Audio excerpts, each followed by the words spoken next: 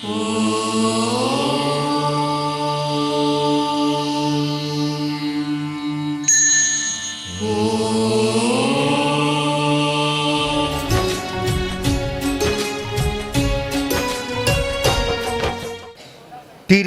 भगवान महावीर को नमन। तीर्थंकर के प्रतिनिधि, जीवन नैया के कर्णधार, जैन श्वेतांबर तेरापंथ धर्म संघ के एकादशम अधिशास्ता परम पूज्य आचार्य श्री महाश्रमण जी के चरणों में भक्ति भरा नमन। श्रद्धेया साध्वी प्रमुखा श्री जी, मुख्य नियोजिका जी, साधु साध्वीगृह, समण श्रेणी, समुपस्थित बंधुओं एवं बहनों, आज का यह जैन मुनि दीक्षा समारोह का कार्यक्रम और जिसमें नेपाल राष्ट्र के केंद्रीय मंत्री सत्यनारायण मंडल वे स्वयं आज यहाँ पर उपस्थित है। ऋषिकेश पोखरेल सांसद भी यहाँ पर इस दीक्षा के कार्यक्रम को देखने के लिए उपस्थित है।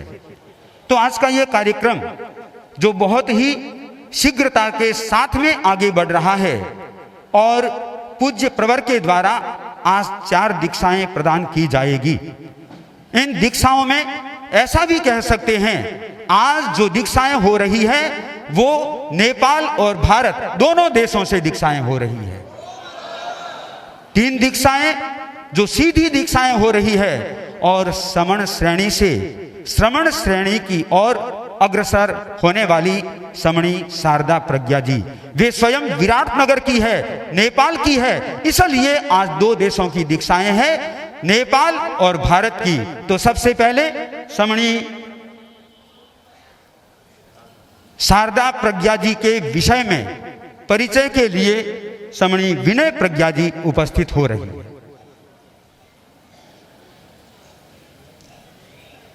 है। वीर प्रतिनिधि, साधना के शलाका पुरुष, संयम सुमेरु पूज्य गुरुदेव को भंते केवल तेरापंथ ही नहीं अपितु संपूर्ण जैन धर्म संघ के इतिहास का दस्तावेज बना है विराटनगर का दिव्य चातुर्मास और आज का भव्य भागवती दीक्षा समारोह।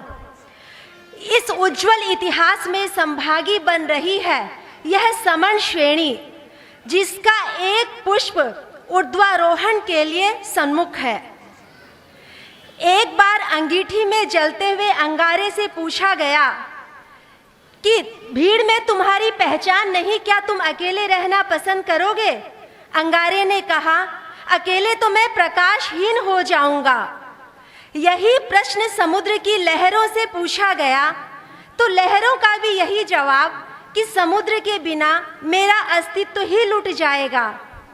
जिस प्रकार अंगारों और लहरों का अस्तित्व समुदाय के बिना नहीं, वैसे ही गुरुदेव हम सब का अस्तित्व तेज और प्रकाश इस संघ के साथ जुड़ा हुआ है। हम सौभाग्यशाली हैं कि जिन शासन और तेरापंथ शासन हमें विरासत में मिला है और मिली यशस्वी गुरु परंपरा की छत्र छाया। आज के इस अवसर पर समण श्रेणी कृतज्ञता पूर्वक नमन करती है क्रांति पुरुष आचार्य तुलसी को, जिन्होंने लगभग 35 वर्ष पूर्व विश्व को एक विलक्षण दीक्षा का, साधना का नया प्रोडक्ट दिया समण श्रेणी के रूप में। किसी ने उसे आचार्य तुलसी की मानस पुत्री कहा तो किसी ने रैपिड एक्शन फोर्स, और आचार्य तुलसी के शब्दों में भाव साध्वियां है हमारी समणियां। आचार्य तुलसी महाप्रज्ञ की अविस्मरणीय देन समण श्रेणी और गुरुत्रय की प्रशिक्षण, प्रेरणा और परिश्रम का फल है कि आज समण श्रेणी में लगभग 95% समणी जी MA है, लगभग 30 समणी जी PhD और कई Samani ji NET JRF lecturer, professor, principal और VC के रूप में आचार्य तुलसी के सपने को साकार करने का प्रयत्न कर रहे हैं। भंते गुरुदेव के इंगित के अनुसार समण श्रेणी चाहे क्षेत्र संभाल का प्रसंग हो या सेवा का या संथारे का प्रसंग हो या शिक्षा के क्षेत्र में कॉन्फ्रेंस, वर्कशॉप, शिविर, कोई भी प्रसंग हो, इमरजेंसी फोर्स के रूप में हमेशा श्री चरणों में समर्पित है, तत्पर है। देश में ही नहीं विदेश में भी परम श्रद्धेय आचार्य तुलसी के साहसिक निर्णय से 1983 में समण श्रेणी में सुदूर विदेश में पहली बार लंदन में तेरा पंथ के द्वार खोले और जिसका सौभाग्य मिला आदरणीय समणी स्मित प्रज्ञा जी, जो वर्तमान में मुख्य नियोजिका साध्वी विश्रुत विभा जी हैं, और समणी मधुर प्रज्ञा जी को। नया देश, नया समाज, अपरिचित कानून और अनजानी परिस्थितियां, ऐसी चैलेंजिंग स्थितियों में भी समण श्रेणी ने तेरा पंथ की प्रभावना का प्रयत्न किया और विदेश में स्थायी केंद्र स्थापित किए। आज तक लगभग 5 महादेश और 40 देशों की यात्रा कर तेरा पंथ धर्म संघ की प्रभावना का प्रयत्न किया समण श्रेणी ने।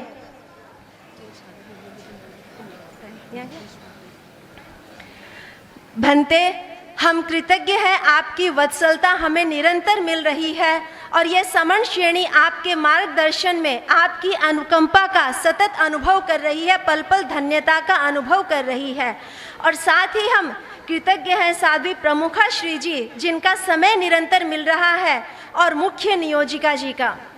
आज पंचम तीर्थ से दूसरे तीर्थ की ओर अग्रसर है समण श्रेणी की एक सदस्या समणी शारदा प्रज्ञा जी। जन्मभूमि में नया जन्म लेने का उत्साह और उमंग कुछ अलग ही है। सांसारिक जीवन का फैसला कर सगाई के पश्चात मन बदला, दिशा बदली और 1987 में बन गई मुमुक्षु शारदा। उसके बाद 1994 में परम श्रद्धेय आचार्य तुलसी की सन्निधि में युवाचार्य महाप्रज्ञा ने नया रूप दिया समणी शारदा प्रज्ञा के रूप में।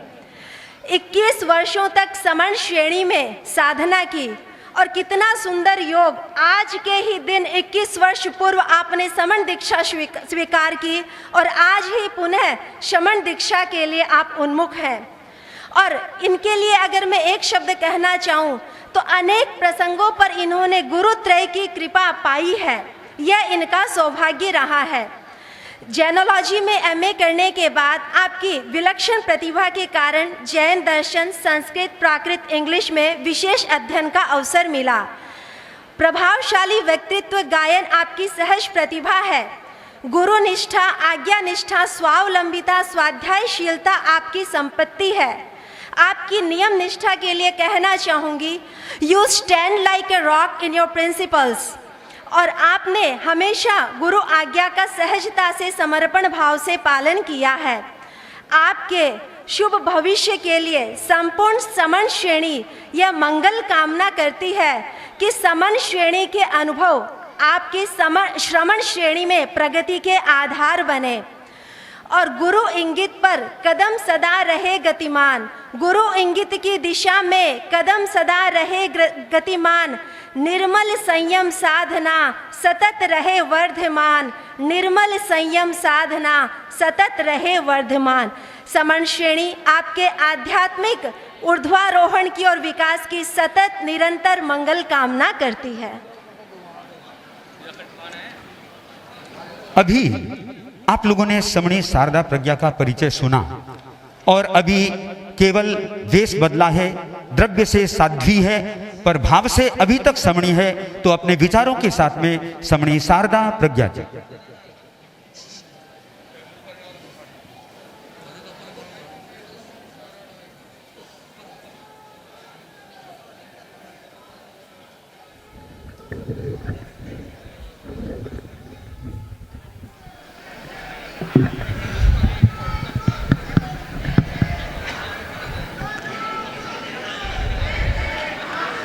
लज्जा दया संयम ब्रह्मचर्यं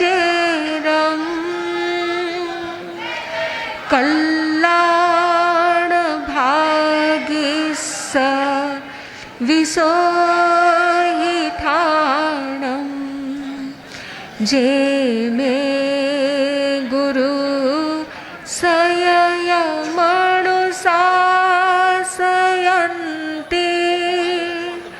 तेहं गुरु सयं पूजयामि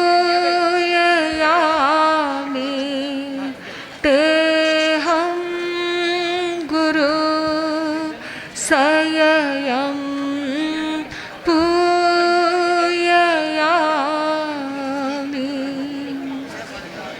आराध्य देव के चरणों में वंदना। श्रद्धेया साध्वी प्रमुखा श्री जी, मुख्य नियोजिका जी, साधु साध्वी वृंद के चरणों में मथेन वंदामि, समन श्रेणी वंदामि नमंसामि।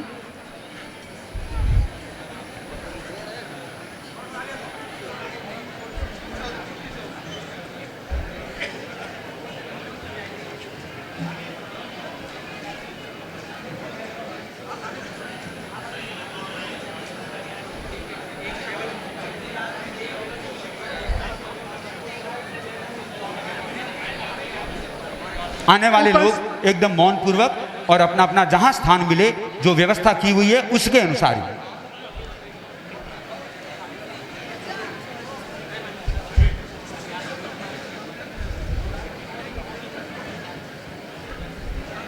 आज नए वेश में अपने आराध्य की आराधना करने के लिए उपस्थित हुई हूं।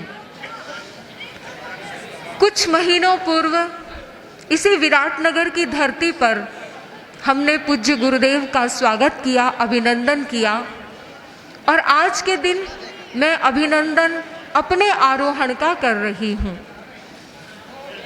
यह सौभाग्य मुझे पूज्य की कृपा से प्राप्त हुआ। आज से 21 वर्ष पूर्व परम पूज्य गुरुदेव श्री तुलसी के सानिध्य में परम पूज्य आचार्य श्री महाप्रज्ञ जी के द्वारा मुझे समण जीवन प्रदान किया गया।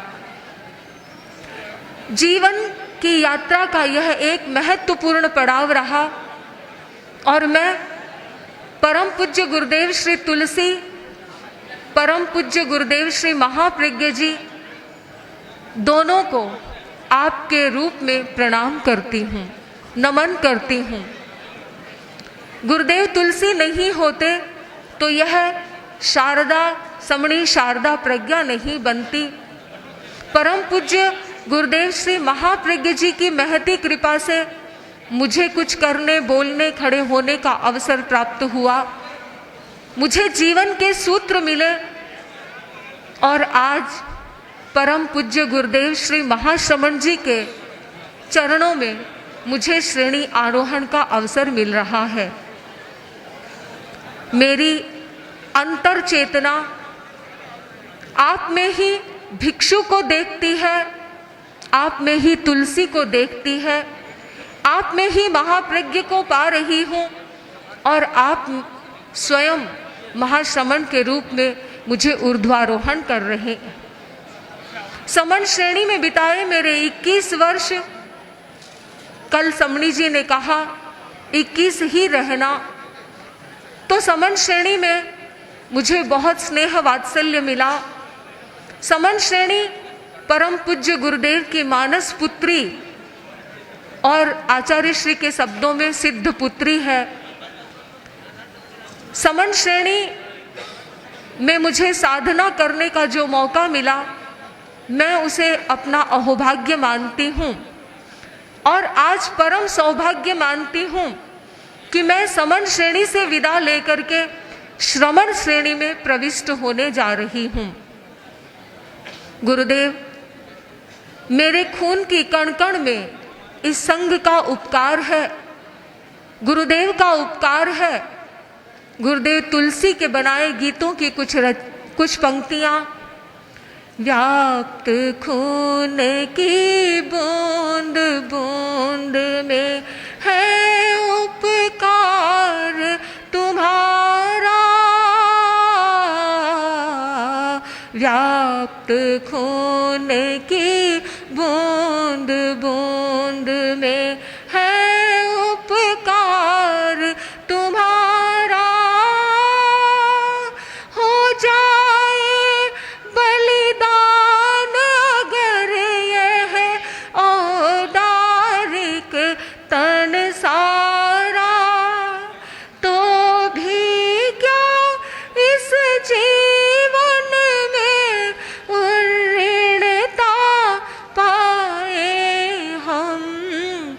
धर्म की लो जलाए हम, धर्म की लो जलाए हम।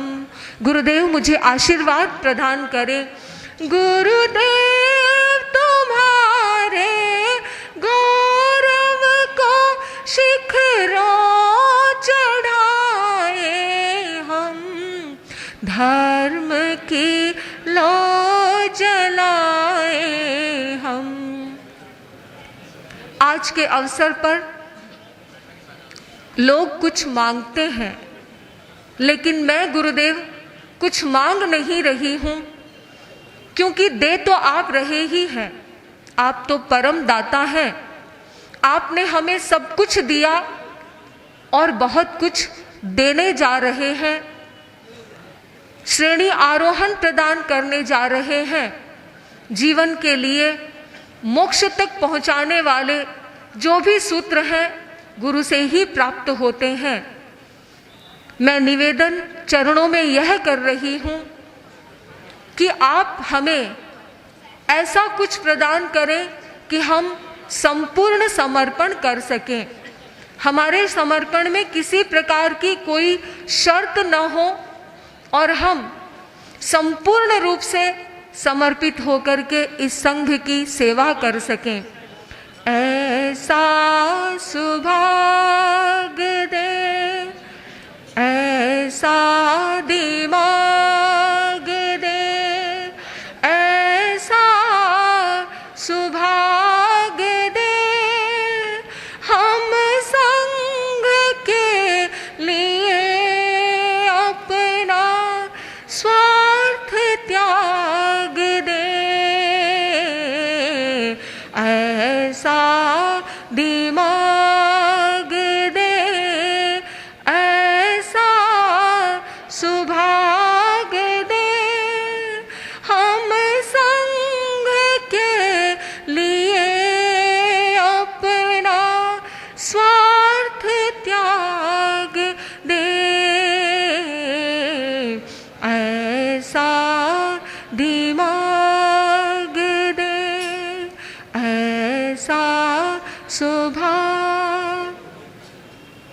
गुरुदेव, यह विराटनगर मेरी जन्मभूमि है और इस जन्मभूमि पर आप मुझे तीसरा जन्म प्रदान करने जा रहे हैं। पहला जन्म मेरे संसार पक्षीय माता पिता ने मुझे दिया और सामने लिखा हुआ है दीक्षा सही दिशा में प्रस्थान। कह सकती हूँ कि सही दिशा में प्रस्थान करने के लिए उन्होंने मुझे संस्कार प्रदान किए। उनके ही कारण मैं निरंतर साधु साध्वियों के संपर्क में रही। मुझे कई बार गुरु दर्शन करने का अवसर प्राप्त हुआ और इस कारण मेरी यह भावना, संसार से विमुख होने की भावना, वैराग्य की भावना बलवती बनी। मेरे माता पिता संभव है किसी देवलोक से मुझे आशीर्वाद दे रहे होंगे। इस विराटनगर से मैंने प्रस्थान किया और 1994 में गुरुदेव तुलसी के सानिध्य में गुरुदेव महाप्रज्ञ जी के द्वारा मुझे समणी बनाया गया। समणी बनने के बाद भी अनेक बार इस विराटनगर की धरती पर मुझे काम करने का अवसर आप श्री ने प्रदान करवाया। इस ऐतिहासिक चातुर्मास से पूर्व भी आपने मुझे यहाँ पर भिजवाया। विराटनगर वासियों का सदा ही स्नेह भाव और वात्सल्य भाव बना रहा। मुझे भी ऐसा लगा कि मैं सिर्फ गोतानी परिवार की बेटी नहीं, संपूर्ण विराटनगर की बेटी हूँ और संपूर्ण विराटनगर के लोग भी मुझे इसी तरह से मानते रहे। आज समणी के रूप में अपने 21 वर्ष पूर्ण करते हुए मैं विराटनगर के लोगों को भी स्मरण करती हूँ और उनसे खमतखामना करती हूँ। प्रभु, इस विराटनगर से विदाई लेने के बाद में मैं सदा श्री चरणों में रमण करती रहूं और अपने आगे का संपूर्ण जीवन श्री चरणों में गुरु दृष्टि के अनुसार व्यतीत करूं। यही मेरी अभिप्सा है, अपने आरोहण के प्रति मंगल कामना है। मैं संपूर्ण जन्मेदिनी से खमतखामना करती हूँ और एक बार फिर से समन श्रेणी के प्रति कृतज्ञता ज्ञापित करती हूँ।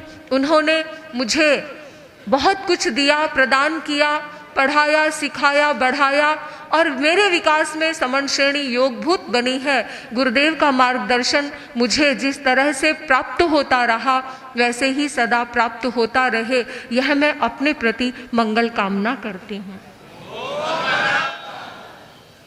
दीक्षा समारोह हो रहा है और दीक्षा के लिए आज्ञा पत्र की आवश्यकता होती है। पारिवारिक जनों द्वारा आज्ञा पत्र होता है।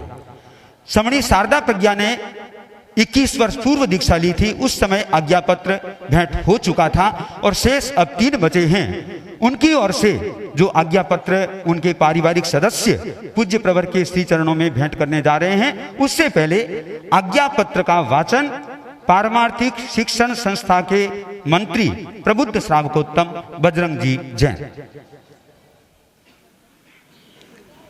वंदे गुरुवरम। गुरुदेव मुमुक्षु अमन, मुमुक्षु नमन और मुमुक्षु नेहा के परिवार वालों से आज्ञा पत्र मुझे मिले हैं। श्री चरणों में समर्पित करने के पहले मैं उसका वाचन कर रहा हूँ। गुरुदेव, प्रातः स्मरणीय श्रमण संस्कृति के जागरूक प्रहरी, अध्यात्म जगत के उज्जवल नक्षत्र, नैतिक क्रांति के संवाहक, तेरापंथ धर्म संघ के 11वें अनुशास्ता आचार्य श्री महाश्रमण जी, महाश्रमणी साध्वी प्रमुखा श्री कनक प्रभा जी एवं समस्त श्रमण श्रमणी वृंद के श्री चरणों में सादर सहभक्ति अभिवंदन।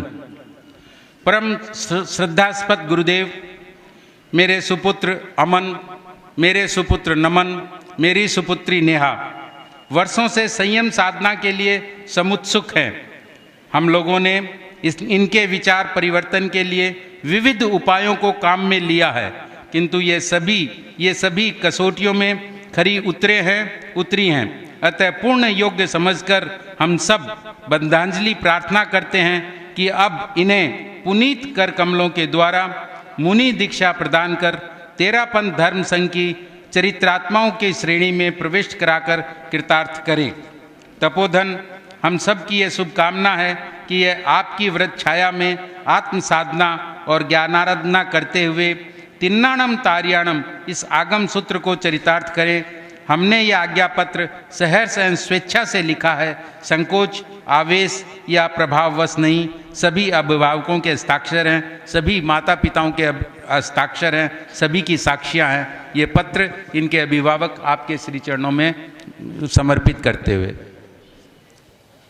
अब मुमुक्षु अमन के परिवार वाले भीमराज जी गुच्चा वे आगे दर्शन करें और गुरुदेव के कर कमलों में इस आज्ञा पत्र को उपरित करें। मुमुक्षु हेतल और मुमुक्षु नम्रता ये दोनों तैयार रहें। हाँ, ऊपर ऊपर।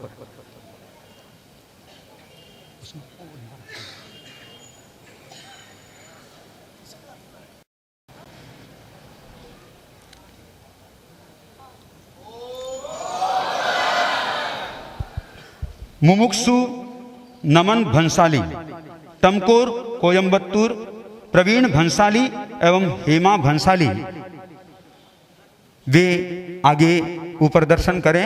हेमा सामने दर्शन कर लें।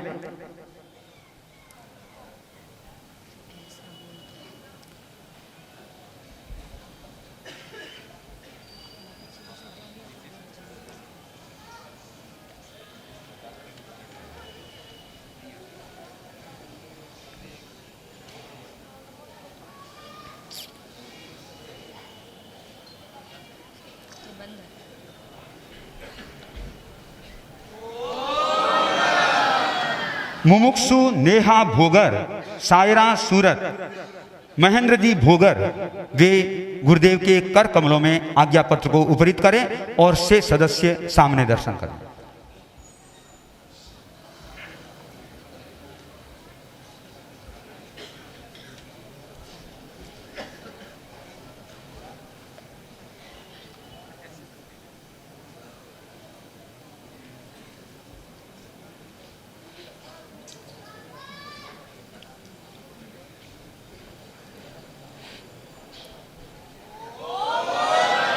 अब तीनों के आज्ञा पत्र गुरुदेव के कर कमलों में उपरित हो चुके हैं और अब तीनों का परिचय।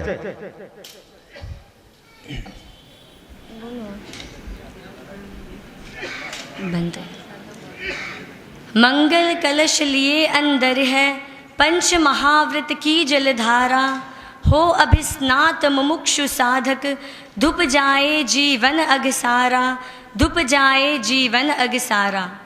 आस्था के आस्थान, उत्कृष्ट साधना के पर्याय आचार्य श्री महाश्रमण जी के पावन चरणों में भाव भरा वंदन। मातृ हृदया साध्वी प्रमुखा श्री जी को भाव भरा वंदन। आज का पावन अवसर है सत्य के अन्वेषण का, बिंदु से सिंधु की ओर अग्रसित होने का, आत्मा से परमात्मा की ओर बढ़ने का, अहम से अरहम की लौ जलाने का, जिसकी साक्षी बनने जा रही है आचार्य श्री महाश्रमण जी की प्रथम अंतर्राष्ट्रीय चातुर्मासिक भूमि विराट नगर। एक सुनहरा व कभी न भुलाए जाने वाला दौर है दीक्षा। इस सुनहरे दौर में अपने आराध्य के साथ अनिर्वचनीय तादात्म्य में स्थापित करने के लिए प्रस्तुत है सायरा निवासी सूरत प्रवासी श्रीमान महेंद्र जी भोगर एवं स्वर्गीय श्रीमती शांता देवी भोगर की सुपुत्री मुमुक्षु नेहा। संस्था में लगभग 3.25 साल साधनारत रहते हुए BA फर्स्ट ईयर का अध्ययन कर मुमुक्षु नेहा ने अपनी सेवा भावना, जागरूकता और सरलता की अमिट छाप छोड़ी है। चित्रकला के क्षेत्र में विशेष रुचि रखते हुए आज स्वयं अपने जीवन का नया चित्र उकेरने के लिए समुत्सुक है। अपनी वैराग्य वाटिका को संवर्धित करने के लिए प्रबलतम योग भूत बने आपके भाई महाराज मुनि श्री हितेंद्र कुमार जी। संयम पथ पर आने वाली हर कसौटियों को पार कर पुरुषार्थ की नई मिसाल कायम करने के लिए प्रस्तुत है मुमुक्षु नेहा। दक्षिण भारत के कोयम्बतूर शहर की आधुनिकता की चकाचौंध से विदा लेकर आज आध्यात्म सुमेरु के सानिध्य में स्वयं के अभ्युदय के लिए उपस्थित है मुमुक्षु नमन। अपनी बचपन की अटखेलियों में ही जागृति के संकेत को समझते हुए मात्र 15 वर्ष की आयु में वैराग्य के भाव को परिपुष्ट कर आज पूर्ण विरक्ति के साथ साधना के राजपथ पर प्रस्तुत है। इस विरल अवसर पर अपने आत्मज का सुपात्र दान देने का सौभाग्य प्राप्त कर रहे हैं तमकोर निवासी कोयम्बतूर प्रवासी श्रीमान प्रवीण जी भंसाली एवं श्रीमती हेमा जी भंसाली। आपके परिवार से मुनि श्री विमल विहारी जी, मुनि श्री विनोद कुमार जी, साध्वी श्री प्रभावना श्री जी, साध्वी श्री मौलिक यशा जी एवं साध्वी श्री रोहित प्रभा जी श्री चरणों में समर्पित है। इसी श्रृंखला में संयम व्रत पर आरूढ़ होने के लिए उपस्थित है मुमुक्षु नमन। छोटी बहन साध्वी कुमुद प्रभा ने संयम पथ पर कदम बढ़ाया, तब बड़े भाई के मन में भी वैराग्य का अंकुर प्रस्फुटित हुआ। राखी के बंधन को निभाते हुए भाई अब संयम के बंधन में बंधने के लिए समुत्सुक है। राजल देसर निवासी दिल्ली प्रवासी श्रीमान भीमराज जी बुच्छा एवं स्वर्गीय श्रीमती घेवरी देवी बुच्छा के सुपुत्र मुमुक्षु अमन। आपने घर में BCom फर्स्ट ईयर का अध्ययन कर लगभग पिछले 1 साल से श्री चरणों में अपने वैराग्य वाटिका को विकसित करते हुए आज वीर पर अग्रसित होने जा रहे हैं। श्री चरणों में समर्पित दीर्घ तपस्विनी साध्वी पन्नाज जी महाराज, साध्वी मणिप्रभा जी और साध्वी उर्मिला कुमारी जी आपकी दादी एवं बुआ महाराज है। जिस श्रद्धा ऊंचाई से निष्क्रमण तुम्हारा, उसी भाव से आजीवन हो उसका पालन। बचे चित्त चांचल्य और त्रैविध्य शल्य से, चढ़ते परिणामों से हो संयम संचालन। ध्रुव योगी ध्रुव धाम प्रयाणी, आया रोकी अर्हत वाणी, आया रोकी अरहत वाणी।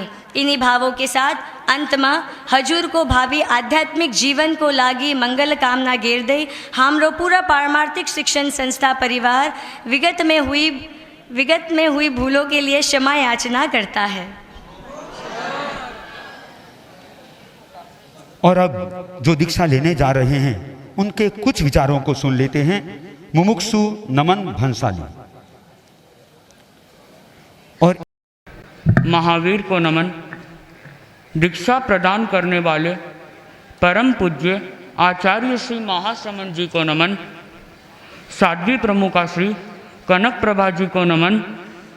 उपस्थित भाइयों एवं बहनों, हर व्यक्ति अपने जीवन में एक लक्ष्य तय करता है। मैंने भी अपने छोटे से जीवन में एक बड़ा लक्ष्य तय किया। पूर्व जन्म के संस्कारों के योग से दीक्षा लेकर विदेह की साधना करना मेरे जीवन का लक्ष्य बना। मैं अपने आप को सौभाग्यशाली मानता हूँ कि मैं आज इस विदेश की धरा पर विदेह की साधना के लिए अग्रसर हो रहा हूँ। केवल कपड़े बदलना ही दीक्षा नहीं है, बल्कि संयम प्रधान जीवन का नाम है दीक्षा।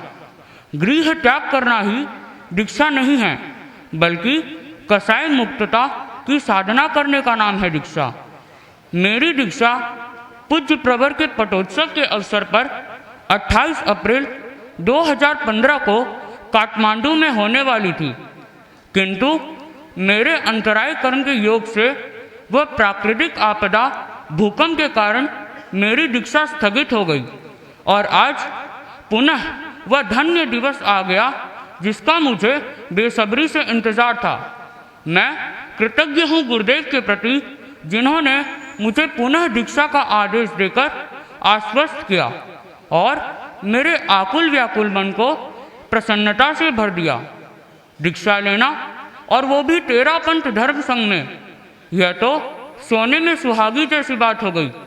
13 पंथ धर्म संघ एक अनुशासित व मर्यादित धर्म संघ है।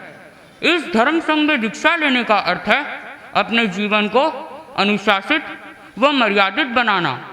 आज मैं एक छोटे परिवार से बड़े परिवार में प्रवेश कर रहा हूँ। बंधुओं, जितना ध्यान आप अपने बच्चों का नहीं रखते, उससे ज़्यादा ध्यान यहाँ गुरु अपने शिष्यों का रखते हैं। आचार्य प्रवर बाल मुनियों को कितना वात्सल्य देते हैं, यह तो आप लोग प्रिंस मुनि नमन मुनि को देखकर समझ सकते हैं। जीवन में गुरु का बहुत बड़ा महत्व होता है। गुरु के निमित्त से ही हम आत्म कल्याण कर सकते हैं।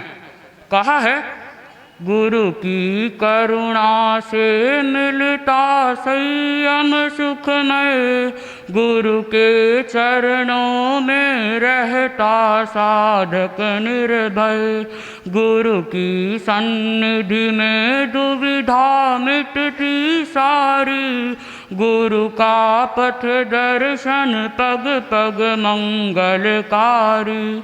पूज्य प्रवर 13 पंथ धर्म संघ में अनेक दीक्षाएं हुई है, परंतु यह दीक्षा महोत्सव एक ऐतिहासिक व अद्वितीय दीक्षा महोत्सव है। विदेश की धरा पर 13 पंथ के आचार्य के सन्निधि में यह प्रथम दीक्षा महोत्सव है और इस धरा पर दीक्षा लेने का सौभाग्य मुझे मिल रहा है। मेरे जीवन के लिए यह स्वर्णिम अवसर है।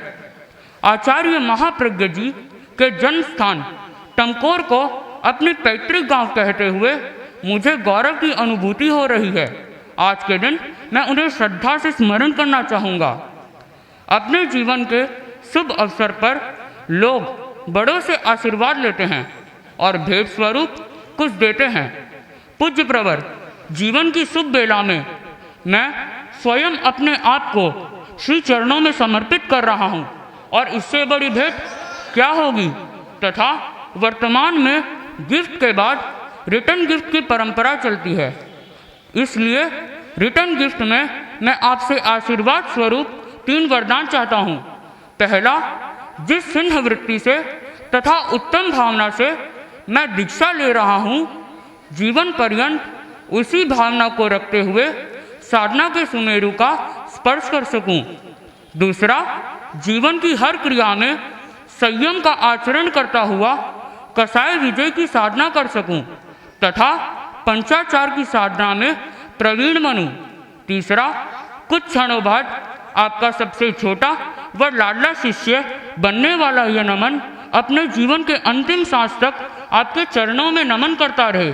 इसके साथ साथ यही आशीष चाहूँगा कि 3 वर्ष क्या जीवन भर कभी यह न बोलूं कि मुझे इनके साथ रखो। गुरुवर, मैं पूर्ण समर्पित हूँ। आप जैसे भी, जिसके साथ भी और जहाँ भी रखेंगे वही रहने का भाव है। आपका यह नन्हा शिष्य एक पत्थर स्वरूप आपके श्री चरणों में समर्पित हो रहा है। आप शिल्पकार की भांति जो आकार देंगे, जो दिशा देंगे, वही मेरे जीवन का ध्येय बन जाएगा। आज के दिन मैं कृतज्ञता ज्ञापित करना चाहूँगा अपने माता पिता व परिवार के सदस्यों के प्रति जिन्होंने मुझे इस पथ पर आने की स्वीकृति दी। कृतज्ञता ज्ञापित करना चाहूँगा साध्वी पीयूष प्रभा जी के प्रति जिनकी प्रेरणा ने मेरे वैराग्य भाव को यहाँ तक पहुँचाया। मैं कृतज्ञता ज्ञापित करना चाहूँगा श्रमणी विनीत प्रज्ञा जी एवं जगत प्रज्ञा जी के प्रति जिन्होंने मेरे ज्ञानवर्धन में श्रम व समय लगाया, तथा आभारी हूँ मुनि गौरव कुमार जी के प्रति जिनके संरक्षण में मैं अपने वैराग्य भाव को और अधिक पुष्ट कर सका। अंत में दीक्षा के इस अवसर पर अतीत का प्रतिक्रमण करता हुआ अपने माता पिता, परिवार के सदस्यों तथा समस्त जन मेदिनी से क्षमा याचना करता हूँ तथा आप सबके आध्यात्मिक मंगलमय जीवन के लिए शुभकामनाएं देता हूँ। इन्हीं भावनाओं के साथ ओम अरहम। नमन अपनी बात को कह चुका है और अब एक लंबा वैरागी मुमुक्षु अमन बुच्चा, क्योंकि राजधानी का है, दिल्ली का है।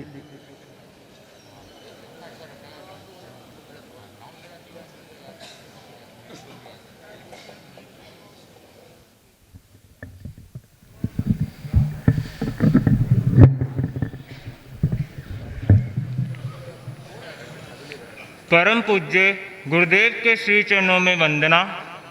साध्वी प्रमुखा श्री कनक प्रभा जी के चरणों में वंदना। उपस्थित सभी श्रावक श्राविकाओं सादर जय जिनेन्द्र। भंते, आज के इस स्वर्ण सूर्य उदय की बेला में मुझे नया उल्लास, नूतन प्रकाश एवं प्रबल आत्मविश्वास महसूस हो रहा है।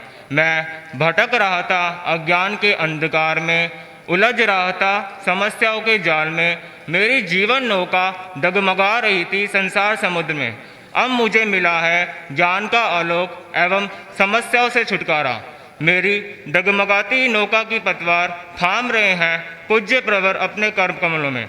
गुरुदेव, मुझे लीजिए अपनी शरण में, स्थान दीजिए अपने पावन चरण कमलों में। मैं अमन बनकर नहीं, हनुमान बनकर आपकी सेवा में लेना चाहता हूँ।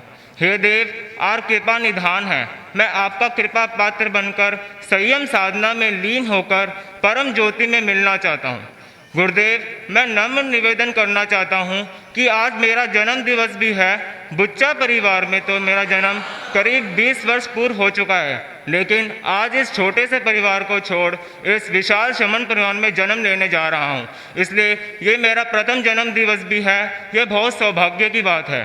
गुरुदेव, अब इस मुमुक्षु अमन को शीघ्र अतिशीघ्र दिशा देने की कृपा कराएं। गुरु नीर है, गुरु है नदियाँ, गुरु सागर है विशाल, गुरु वाणी की लहर से जीवन बन जाता है खुशहाल।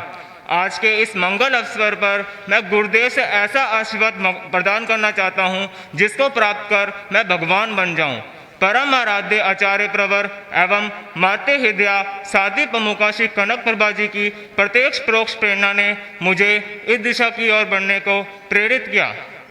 मैं अत्यंत कृतज्ञता ज्ञापित करना चाहता हूँ साध्वी श्री विद्यावती जी द्वितीय आदि साध्वीवृंद के प्रति, जिन्होंने मुझे दिल्ली चतुर्मास में मेरे भीतर वैराग्य की भावना को जागृत किया। मैं पूज्य मंत्री मुनि प्रवर शासन श्री मुनि श्री सुखलाल जी स्वामी, मुनि श्री मोहजित कुमार जी स्वामी, मुनि श्री कमल कुमार जी स्वामी, साध्वी श्री पन्ना जी महाराज, साध्वी श्री उर्मिला श्री जी और मेरी बहन महाराज साध्वी श्री कुमुद प्रभा जी के प्रति भी हार्दिक कृतज्ञता ज्ञापित करता हूँ। इन्होंने मुझे समय समय पर सहयोग दिया और मेरी भावना को जागृत किया। गुरुदेव, अब शीघ्र अति शीघ्र मुझे दीजिए नया नामकरण और नया वातावरण। इन्हीं शुभ भावनाओं के साथ ओम अरहम। और अब नेहा भोगर, सूरत, सायरा।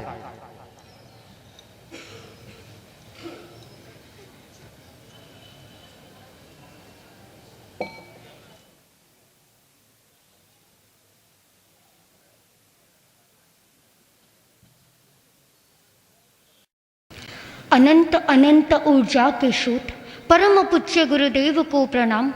ममता की मंदाकिनी साध्वी प्रमुखा कनक प्रभा जी को प्रणाम।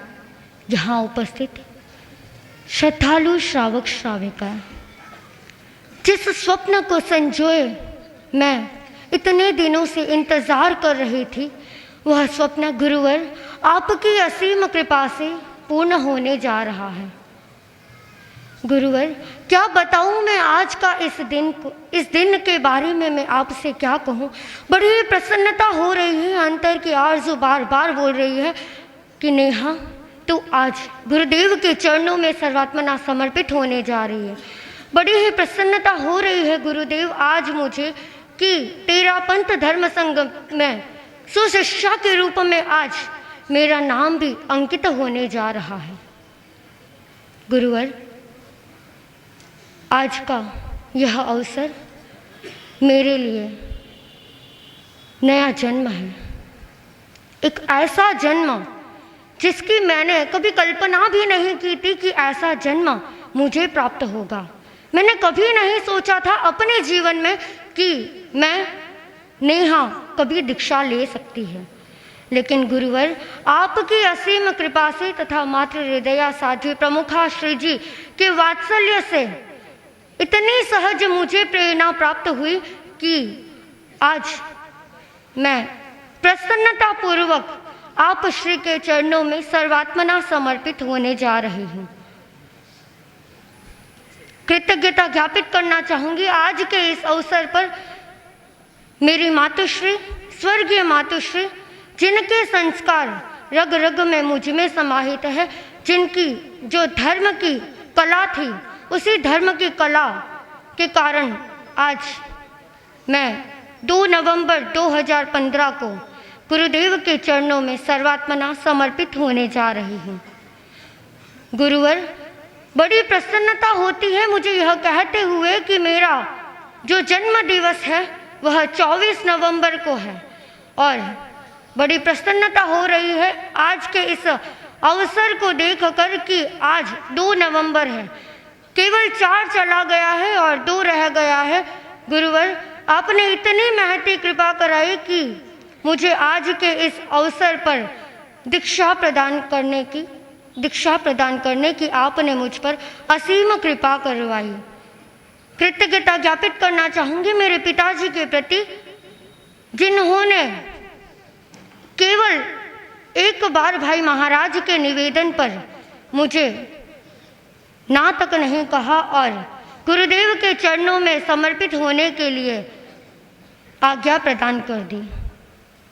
बताना चाहूँगी गुरुवर, मेरे पापा के आगे पीछे कोई भी नहीं है, ना मेरी माँ है और जो मेरे भाई महाराज है वो आप ही के साथ है और मैं थी और मैं भी गुरुदेव आपके चरणों में सर्वात्मना समर्पित होने जा रही हूँ। बड़ी प्रसन्नता है कि मेरे पिताश्री ने अकेले रहने के बाद भी मुझे ना तक नहीं कहा और आप श्री के चरणों में समर्पित होने के लिए मुस्कान के साथ में हाँ भर दी। कृतज्ञता ज्ञापित करना चाहूँगी मुनिश्री हितेंद्र कुमार जी, जो कि मेरे भाई महाराज हैं, उनके प्रति, जिनकी असीम प्रेरणा से या यूँ कहूँ जिनकी प्रेरणा से मुझे एक मेरे जीवन में एक नया रंग नजर आया, एक नई उम्मीद नजर आई। मुझे लगता है गुरुवर आपने हितेंद्र मुनि को मानो इसीलिए सूरत भेजा होगा कि तुम भी अपनी बहन को तैयार कर लाओ। गुरुवर, मुझे लगता है आपने इनको भेजा, मुझ पर असीम कृपा करवाई आपने मेरे भाई महाराज मुनिश्री सुरेश कुमार जी हरनावा, मुनिश्री संबोध कुमार जी के साथ में भेजकर, जिनकी प्रेरणा से मैं सर्वात्मना समर्पित होने जा रही हूँ। कृतज्ञता ज्ञापित करना चाहूँगी पारमार्थिक शिक्षण संस्था के प्रति जिनका मुझे पल पल में वात्सल्य प्राप्त होता रहा। कृतज्ञता ज्ञापित करना चाहूँगी पूरे परिवार के प्रति जिन्होंने पल पल में मुझे सहयोग दिया। कृतज्ञता ज्ञापित करना चाहूँगी आप श्री के प्रति जिन्होंने, याद आ रहा है वो प्रसंग जब हम बैठे बैठे सोच रहे थे कि कैसे जाएंगे गुरुदेव के, ना ही पासपोर्ट है और ना ही वोटिंग कार्ड, और तो और काठमांडू की हालत भी थोड़ी डाउन, पर आपकी इतनी प्रेरणा, केवल मेरा काम एक पत्र से हो गया। हालांकि पत्र तो बहुत भेजे होंगे, लेकिन मेरे यहाँ पर उपस्थित न होने के बावजूद भी गुरुवर आपने इतना विश्वास किया मुझ पर, मेरे परिवार पर, कि आपने मुझे दीक्षा की आज्ञा प्रदान कर दी।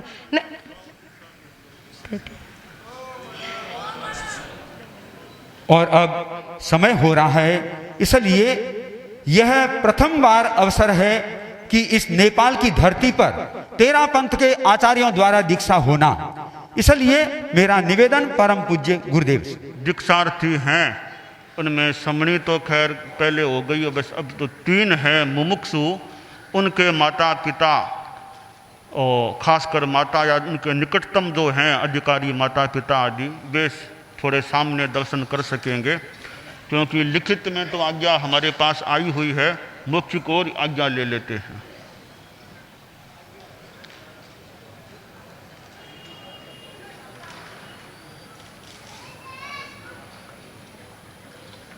दीक्षार्थी भी खड़े खड़े पक्के तैयार हो ना, पक्का सोच लिया है ना, एकदम पक्का है, ठीक है ना, पक्का तैयार है ना, पक्की तैयारी है, ठीक है।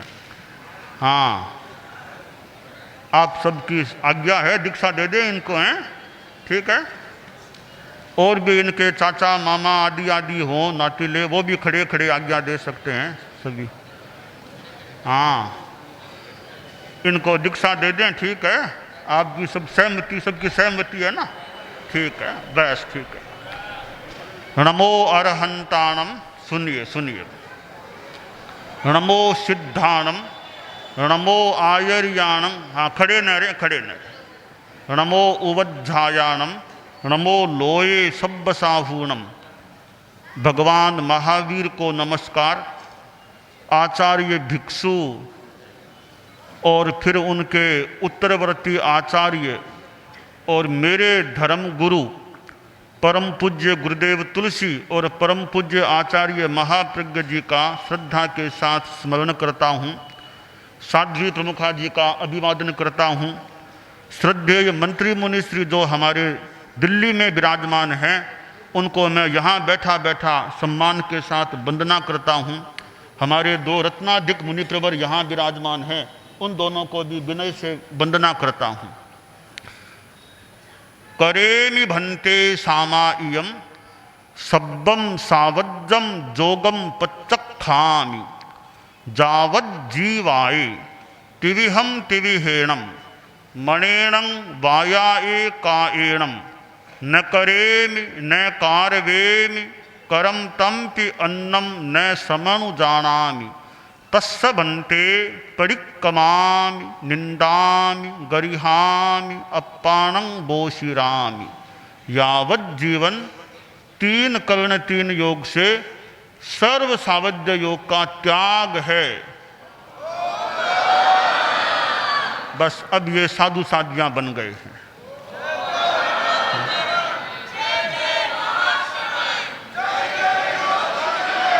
ये ना माला आदि निकाल दो, माला गले में माला है ना, सब निकाल दो, एक तरफ छोड़ दो।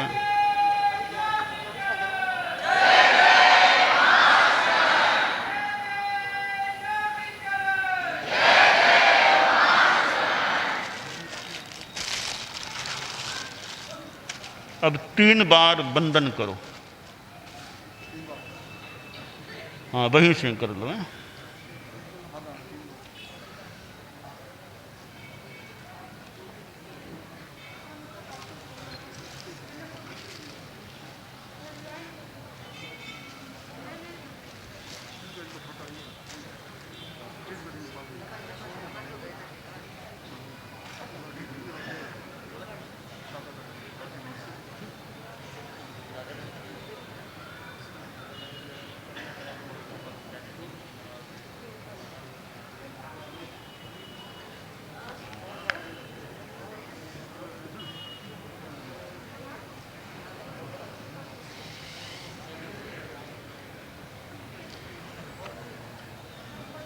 हाँ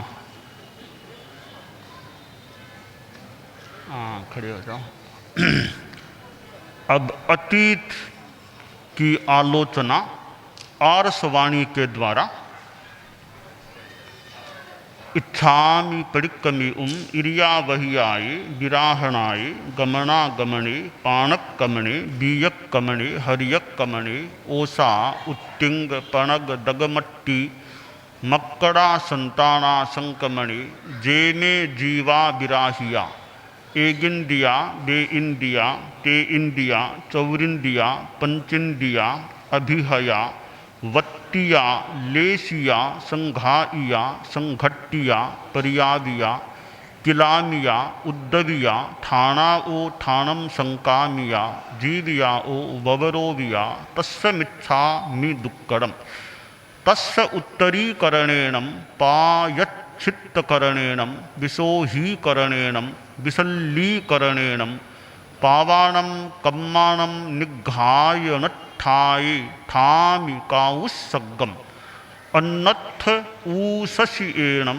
नीससि एणं खासि एणं छी एणं जम्भायेणं उड्डु एणं वाय निसग्गेणं भमलीये पित्तमुच्छाये सुहुमेहिम अंग संचालेहिम सुहुमेहिम खेल संचालेहिम सुहुमेहिम दिट्ठि संचालेहिम एवमाय एहिम आगारेहिम अभग्गो अविराहियो होज्जमे काउस्सग्गो जाव अर्हंताणं भगवंताणं नमुक्कारेणं न पारेम ताव कायम।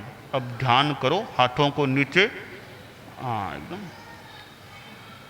ठाणेणं मोणेणं झाणेणं अप्पाणं बोशिरामि लोगस्य उज्जोयगरे धम्मतित्थयरे जिणे अरिहन्ते कित्त इस्सं चौबीसंपि केवली उसभमजियं च वन्दे संभवमभिनन्दनं च सुमयिं च पौमप्पहं सुपासं जिणं च चन्दप्पहं वन्दे सुविहिञ्च पुप्फदन्तं शीअलसिज्जंस वासुपुज्जं च विमलमणन्तं च जिणं धम्मं सन्तिं च वन्दामि कुन्थुम् अरं च मल्लिं वन्दे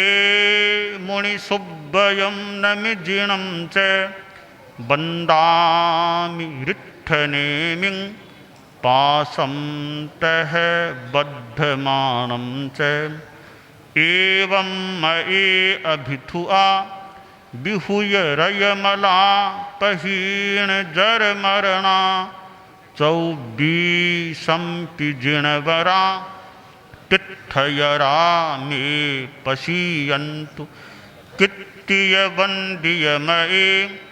जे ए लोगस्य उत्तमा सिद्धा आरोग्य बोहिलाभं समाहिवरमुत्तमं दिन्तु चन्देषु निम्मलयरा इच्चेषु अह्यं पयासयरा सागरवर गंभीरा सिद्धा सिद्धिं मम दिशन्तु।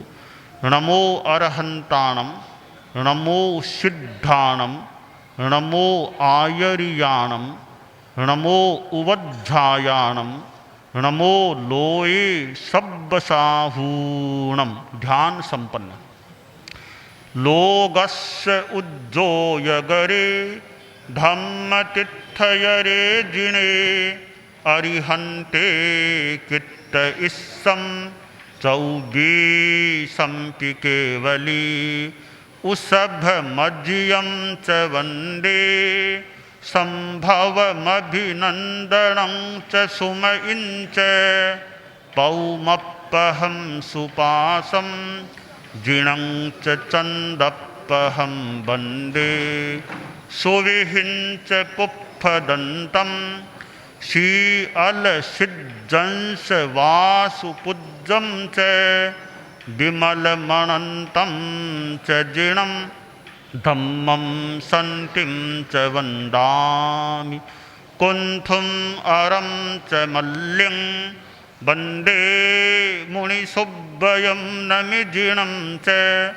वन्दामि रिट्ठनेमिं पाशं तः बद्धमानं च एवं मये अभिथुआ विहुय रयमला पहीण जरमरणा चौबीसंपि जिणवरा तिथयरा मे पशीयन्तु कित्तियवन्दियमये जे लोगस्य उत्तमा सिद्धा आरोग्यबोहिलाभं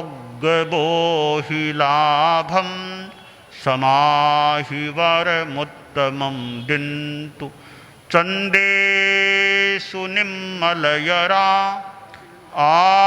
इत्येषु अह्यं पयासयरा सागरवरगम्भीरा सिद्धा सिद्धिं मम दिशन्तु नमोत्थु नम अरहंताणं भगवंताणं आयुगराणं तिथयराणं सह संबुद्धाणं पुरुषोत्तमाणं पुरुषसीहाणं पुरुषवर पुंडरीयाणं पुरुषवर गंधहत्थीणं लोगुत्तमाणं लोगनाहाणं लोगहियाणं लोगपयीवाणं लोगपज्जोयगराणं अभयदयाणं चक्षुदयाणं मग्गदयाणं शरणदयाणं जीवदयाणं बोहिदयाणं धम्मदयाणं धम्मदेशयाणं धम्मनायगाणं धम्मसारहीणं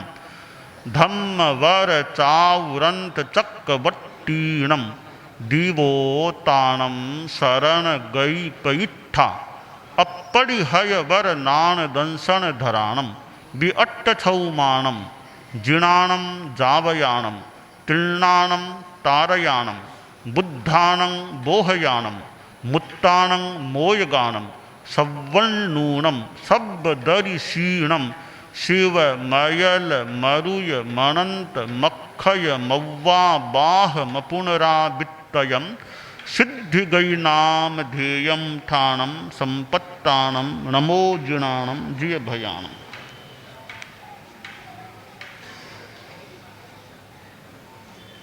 अब केशलोच संस्कार, तो पहले साध्वियाँ है वो साध्वी प्रमुखा जी के पास पहुँचे, धीरे से धीरे धीरे नीचे देखते हुए संत हमारे पास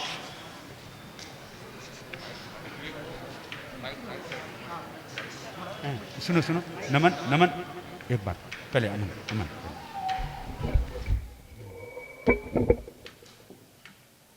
अब आप लोगों के लिए एक दृश्य सामने आ रहा है। परम पूज्य गुरुदेव अपने कर कमलों द्वारा दोनों जो मुनि बने हैं इनके सिर पर, वैसे तो इन्होंने मुंडन करा दिया है, थोड़े से केस रखे हैं, उन केसों का अपने कर कमलों से कुछ लुंचन करा रहे हैं। उस दृश्य को आप अवश्य देखें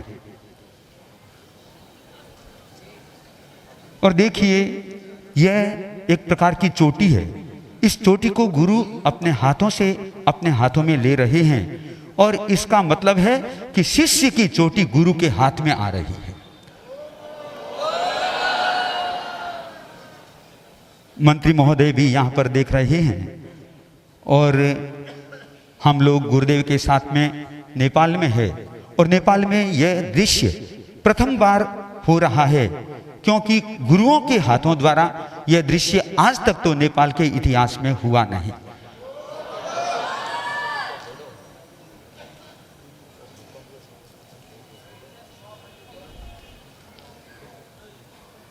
अमन अवस्था में बड़ा है, अब दीक्षा में भी बड़ा हो गया है क्योंकि गुरुदेव ने सबसे पहले चोटी इनकी ली है।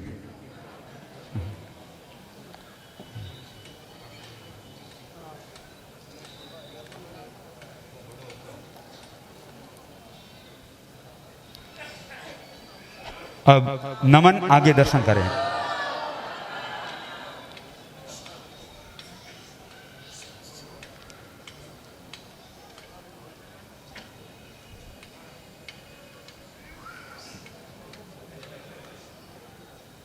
दीक्षा का दृश्य ही ऐसा होता है कि चाहे कितना ही भौतिकवाद बढ़ जाए, पर त्याग का आकर्षण आज भी उतना ही है जितना पहले था, बल्कि यह कहना चाहूंगा आज और ज्यादा आकर्षण है।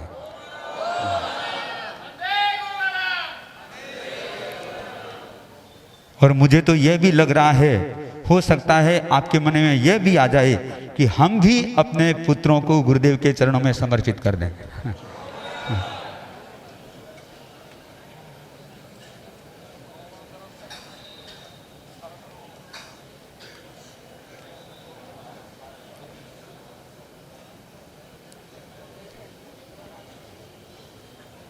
हाँ, दोनों मुनियों का हो गया है। अब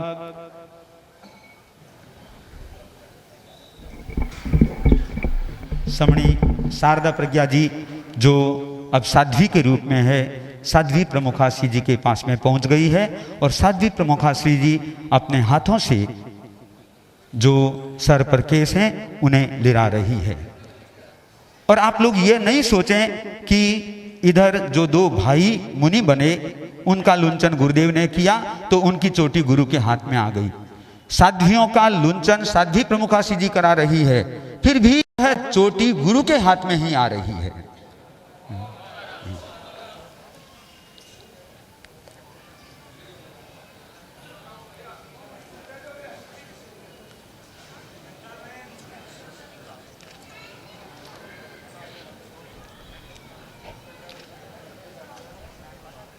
अब विराटनगर की साध्वी तो बन गई, अब संत की कमी है। देखते हैं संत की कमी कौन पूरी करता है।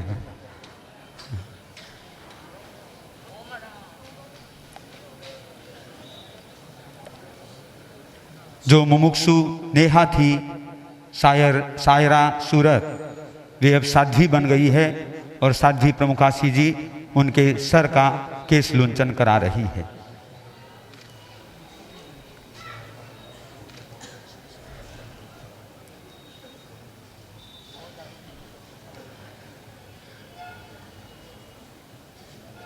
अब मंत्री महोदय, हम नेपाल में आए हैं, अब ये कहना पसंद नहीं करेंगे कि विदेश में आए हैं, यह कहेंगे कि अपने नेपाल में आए हैं। क्यों कि तपाई को नेपाल में आए हामी पनि नेपाली ने भई सकेको अनुभव गरिरहेका छौं।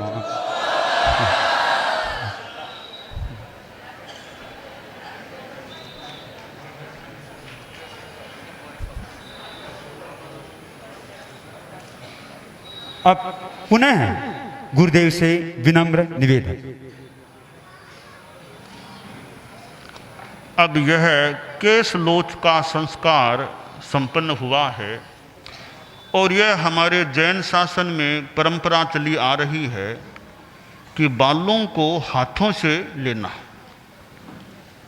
और भगवान महावीर ने भी दीक्षा स्वीकार की तो वहाँ शास्त्र में वर्णन आता है, पंचमुठ्ठियम लोयम करई, अपने यानी सिर के जो बाल थे उनको हाथों से लेना। वहाँ पाठ है पंचमुठ्ठियम, 5 मुट्ठी से बालों को ग्रहण करना, ऐसा पाठ है पंचमुठ्ठियम लोयम। तो हमारे जैन शासन में आपने देखिए, मैंने खुद ने कोई कम से कम 80 बार तो मेरे मस्तक के बालों का ऐसे हाथों से लेना, ये संभवतः कम से कम 80 बार हो चुका है। और कितनी बार ये मूंछ के बाल हैं, दाढ़ी के बाल हैं, कितनी बार इनका, यानी बरस में, इन वर्षों में लगभग 5 बार, बरस में 5 बार मूंछ और दाढ़ी है, उसका मैं जो बालों को हाथ से उखाड़ने का जो प्रक्रिया अनुष्ठान है वो बरस में जनरली 5 बार मैं करता हूँ। तो कितने बरसों से करता आ रहा हूँ और कितनी बार मैंने मैंने मेरा तो उदाहरण दे दिया है। हमारे कितने साधु साधियाँ हैं जिनके कितनी बार लोच हो चुके। हमारे जो प्रौढ़ मुनि हैं उनके तो कितनी बार हो गए होंगे, मैं तो फिर भी अवस्था में छोटा हूँ। जो हमारे प्रौढ़ मुनि हैं उनके तो और भी कितनी बार लोच हो गए होंगे। तो यह हमारे जैन शासन की परंपरा आ रही है कि लोच करना। और दीक्षा होती है तब हमारे यहाँ लोच, वो बाकी तो प्राय वो अपने परिवार में मुंडन करा के आ जाते हैं, थोड़े बाल होते हैं वो उनके भी हाथों से ही लिए जाते हैं। यह हमारी लोच की परंपरा चली आ रही है। और आज तक जैन शासन में कितने कितने साधु साध्वियों ने लोच करा लिया है और करा रहे हैं। अभी वर्तमान के वर्षों में भी यह हमारी लोच की परंपरा चली आ रही है और कहीं कहीं उसका एक्सेप्शन भी हमारे यहाँ किया जाता है। प्रायः मोटा मोटी रूप में लोच की परंपरा हमें मान्य है। तो अभी हमने नवदीक्षित साधु साध्वियों का यह लोच का संस्कार संपन्न किया। जो हमारे मुनि होते हैं, पुरुष जेंट्स होते हैं, उनके लोच हम लेते हैं और हमारे जो नन से जो लेडीज साध्वियाँ होती है उनका लोच हमारे प्रमुख साध्वी जी करते हैं। यह हमारी व्यवस्था है। तो यह लोच की चारों के लोच की व्यवस्था। अब इसके बाद है कि इनको एक रजोहरण प्रदान करना, क्योंकि यह हमारा रजोहरण होता है। यह देखिए, हम जैन साधुओं की जैन साधुओं के मुख्य 5 नियम हैं। अहिंसा, सर्वथा प्राणातिपात विरमण, सर्व मृषावाद विरमण, सर्व अदत्तादान विरमण, सर्व मैथुन विरमण, सर्व परिग्रह विरमण। यानी अहिंसा, जीव हिंसा से बचना और झूठ नहीं बोलना जिंदगी में दीक्षा के बाद, चोरी कभी नहीं करना, जिंदगी भर ब्रह्मचर्य की साधना करना और अपरिग्रह की साधना करना। एक भी पैसा साधु को नहीं रखना, कोई बैंक बैलेंस नहीं होना चाहिए और 1 इंच जमीन अपने मालिकाना में नहीं रखना। कोई मकान, आश्रम, मठ, भवन कोई भी अपने मालिकाना में नहीं रखना। अब हम यहाँ विराटनगर में आए हुए हैं तो देखिए, इतना बड़ा यह भवन है, इतना विशाल भवन है, परंतु हमारे साधुओं का मालिकाना, मेरा मालिकाना नहीं है इस पर, यह समाज का है। हम तो आए तो समाज से पूछें, भाई आपकी आज्ञा ले रहे हैं देने के लिए, समाज मनाही कर दे, हमको तो यहाँ से बाहर जाना पड़ सकता है। क्यों? मकान हमारा नहीं, मकान समाज का। हमारा होता हम किसी से क्यों पूछते, सीधे आते बैठ जाते। पर मकान हमारा नहीं तो मकान के मालिकों से पूछ करके हम रह सकते हैं, यानी हमारा कोई मकान नहीं है। यह हमारा अपरिग्रह का जीवन है कि साधु परिग्रह में, पैसे की माया में न फंसे। साधु के यूं 5 नियम हैं और मोटा मोटी रूप में कहा गया कि साधक संत पुरुष है वो कंचन कामिनी का त्यागी होना चाहिए। कंचन कामिनी का त्यागी यानी औरत और पैसा, इनका साधु को त्यागी होना चाहिए। पैसा की माया में, प्रपंच में साधु आसक्ति में फंस जाए तो साधना में बाधा है। एक कोई बाबा था तो उसके पास एक हीरा था, हीरा 1.25 लाख का हीरा। तो अब साधना की सिद्धि नहीं हो रही थी तो उसने किसी के माध्यम से बड़े योगी से प्रश्न करवाया कि यह बताओ, इतने बरस हो गए मुझे साधु बने, अभी तक मेरी साधना आगे नहीं बढ़ रही है, क्या कारण है? तो बड़े योगीराज थे, उनको बड़ा ज्ञान था। उन्होंने कहा कि उस बाबा को बोल देना उसकी साधना में एक ही बाधा है, वो बाधा यह है उसके पास 1.25 लाख का हीरा है। जब तक वह हीरा उसके मन में रहेगा, उसके मालिकाना में रहेगा, तब तक साधना में अवरोध रहेगा। वो हीरे का त्याग कर देगा फिर साधना में आगे बढ़ जाएगा। तो उस व्यक्ति जिसके माध्यम से उसने प्रश्न पूछवाया था वह व्यक्ति आया, बोला कि योगीराज ने कहा है कि आपके पास कोई हीरा है। उसने कहा, अरे वाह, योगीराज ने जान लिया कि मेरे पास हीरा है, मैं तो गुप्त में रूप में रखता था। तो वो हीरा आप जब तक नहीं छोड़ोगे साधना में ज़्यादा विकास नहीं होगा। तो उस बाबा ने हीरा छोड़ा, हीरा उस व्यक्ति को दे दिया, हीरे का त्याग कर दिया, फिर साधना आगे बढ़ गई। तो साधु को पैसे की मोह माया में नहीं फंसना चाहिए। यह हम जैन साधुओं का नियम है कि पैसा बिल्कुल भी पास में नहीं रखना, न कोई जमीन है, न कोई बैंक में कुछ भी खाता, कुछ नहीं होना चाहिए। तो अपरिग्रह की साधना, अहिंसा की साधना को आप देखिए, हम लोग यह मुख पर पट्टी लगाते हैं। पट्टी क्यों लगाते हैं? न तो हमें किसी का अभी ऑपरेशन करना है, हमें कोई ऑपरेशन नहीं करना है, किसी का पट्टी लगा करके बैठे हैं, है ना जी। और न हमने कोई बीमारी के कारण से पट्टी लगा रखी है। फिर पट्टी क्यों लगा रखी है पट्टी? और न अभी यह पट्टी कोई धुएं आदि से बचने के लिए हमने पट्टी लगा रखी है, वो भी अभी कारण नहीं है। फिर पट्टी क्यों लगा रखी है? पट्टी लगाने का मेन कारण है अहिंसा। हमारे यहाँ यह माना गया कि आदमी बोलता है, बोलने से जो आवाज निकलती है उस आवाज से बाहर की वायु है वो भी सजीव हो सकती है। उसके जीवों की हिंसा हमारी बोली आवाज शब्दों से हो सकती है, तो वे शब्द हमारे सीधे बाहर न जाएं, उन जीवों की हिंसा न हो सके, इसलिए हम यह पट्टी का मुख पर लगाए रखते हैं। यह कोई चिपकी हुई नहीं है, इसको उतार भी सकते हैं, खाना खाते हैं तो उतार भी देते हैं। तो बोले तो यह पट्टी लगाना, हालांकि पट्टी के बिना भी हाथ लगा करके भी बोले तो चल सकता है, बार बार हाथ लगाना पड़े। अब हाथ में लगाऊंगा बार बार, मेरा एक हाथ तो इसमें रुक जाएगा, फिर और काम करने में दिक्कत आएगी। तो हमने यह हमारे पुरख होने का, देखो पट्टी बांध लो, दोनों हाथ खाली रहेंगे, हाथों से काम करो, तो बोलना हो तो पट्टी है ही, तुम बोल सकते हो। तो जीव हिंसा से बचने के लिए मुख्य भस्त्रिका। अब दो बातें गौण रूप में और हैं। हम जब बोलते हैं तो हमारे मुख से कभी कभी थूक भी उछल सकता है। मैं मंत्री जी जैसे किसी आदमी से, मान लो बड़े आदमी से बात करूं और मेरा थूक अगर उनमें उछले, यह सभ्यता के खिलाफ बात होती है। तो कोई बड़ा हो छोटा कोई भी आदमी, हमारा थूक किसी में न उछले तो पट्टी है, तो थूक हमारा किसी में नहीं उछलेगा।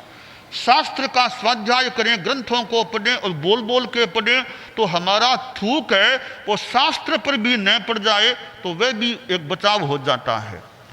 दूसरा गौण कारण है कि यह प्रेरणा ले साधु, वाणी का संयम रखो, वाणी का संयम रखो, वाणी का संयम रखो। यह वाणी संयम की प्रेरणा भी हमें इस मुख भस्त्रिका से ली जा सकती है, मिल सकती है। हमारे जैन साधुओं का नियम है अहिंसा की दृष्टि से, खाना न तो खुद को पकाना न दूसरों से पकवाना। खाना न खुद को पकाना न दूसरों से पकवाना। क्यों नहीं? कि खाना पकाने में भी जीवों की हिंसा हो सकती है। खाना पकाने में वनस्पति खुद सजीव, उसकी हिंसा, और कोई जीव जंतु मर जाए तो उनकी हिंसा, और पकवाएंगे तो भी वो हिंसा की बात है। तो न तो साधु को खुद को खाना पकाना न दूसरों से पकवाना, तो फिर जीवन कैसे चलेगा बिना खाना खाए? तो कभी उसका रास्ता हमारे पुरखों ने, शास्त्रकार ने हमको बताया कि देखो न तो पकाना, न कह करके ऐसे भी पकवाना, तो क्या करो? माधु करी भ्रामरी। भ्रामरी, भ्रमर का, मधुकर का मतलब भंवरा। भंवरा उड़ता है जहाँ दुमस्य पुप्फेषु भमरो आबियई रसम नय पुप्फम किला में सोय पीने अपयम। भंवरा एक फूल पर गया, थोड़ा रस पिया, उड़ गया, दूसरे पर गया, थोड़ा रस लिया, उड़ गया, तीसरे पर, यूँ थोड़ा थोड़ा रस लेकर के, पूरा नहीं चूसता, थोड़ा थोड़ा रस लेकर अपना काम चलाता है। इसी तरह साधु क्या करे? घरों आदि में जाए, कभी मंत्री जी के घर में चले गए, कभी कोई सांसद जी के घर में, और आम जनता घर में चले गए।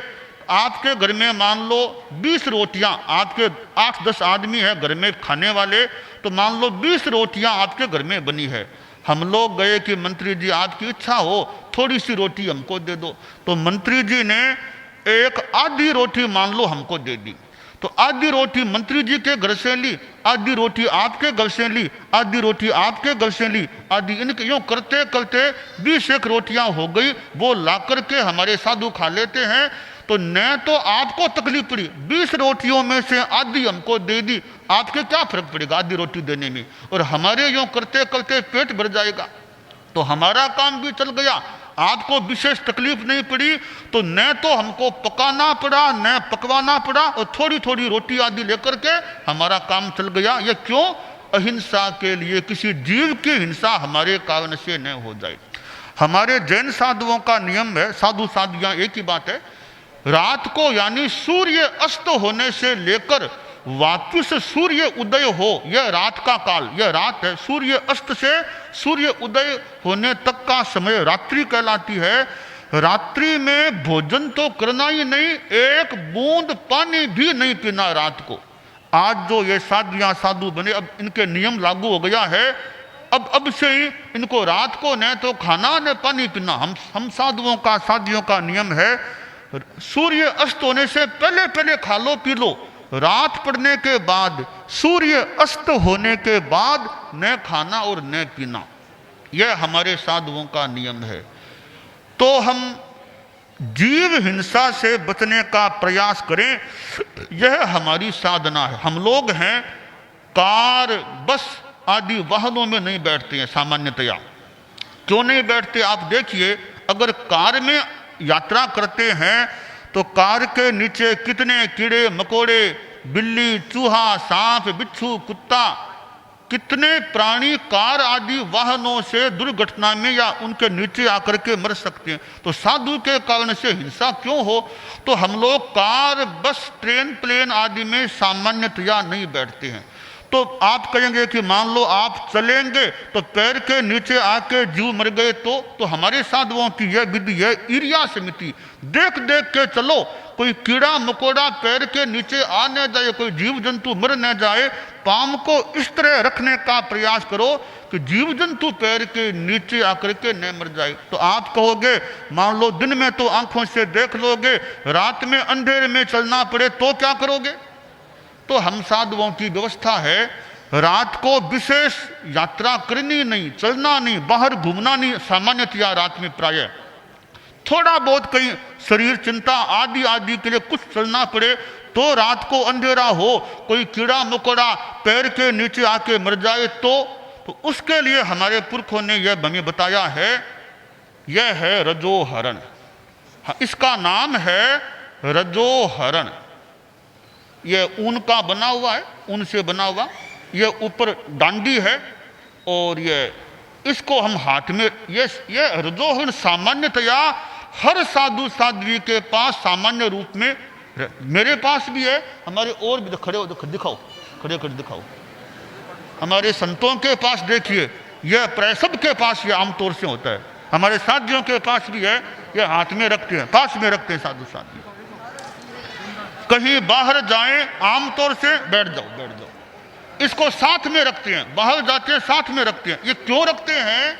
इसलिए रखना है कि प्रकाश में तो मान लो आंखों से देख लेना, अंधेरा हो वहां चलना पड़े तो भूमि को इससे साफ करो, थोड़ा पूंज लो भूमि को, कोई कीड़ा मकोड़ा हो वो थोड़ा इधर उधर हो जाए ताकि पांव के नीचे कीड़ा मकोड़ा जीव जंतु न आए।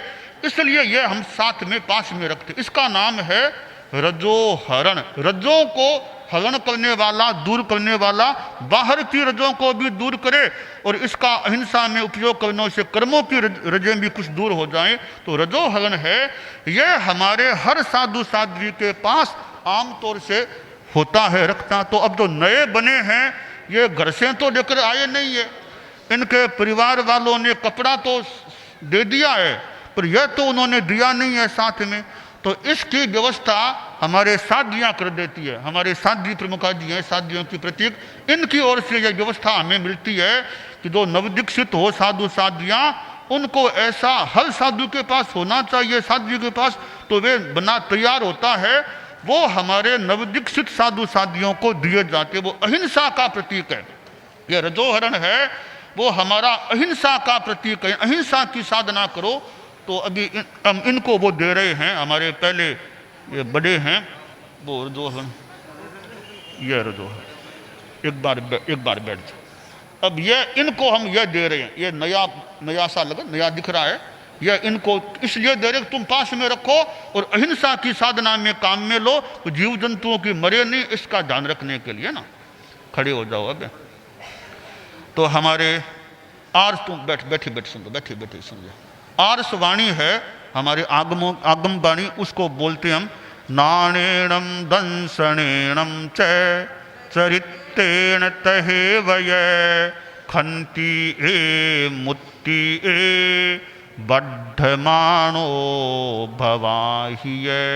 कि ज्ञान से दर्शन से, चरित्र से, इनसे, और शांति, सहनशीलता, क्षमा और मुक्ति, निर्लोभता, अनासक्ति, इन सब में तुम वर्धमान हो, आगे विकास करो। तो यह तुम्हें मिच्छा अहिंसा के लिए रजोहरण दिया जा रहा है।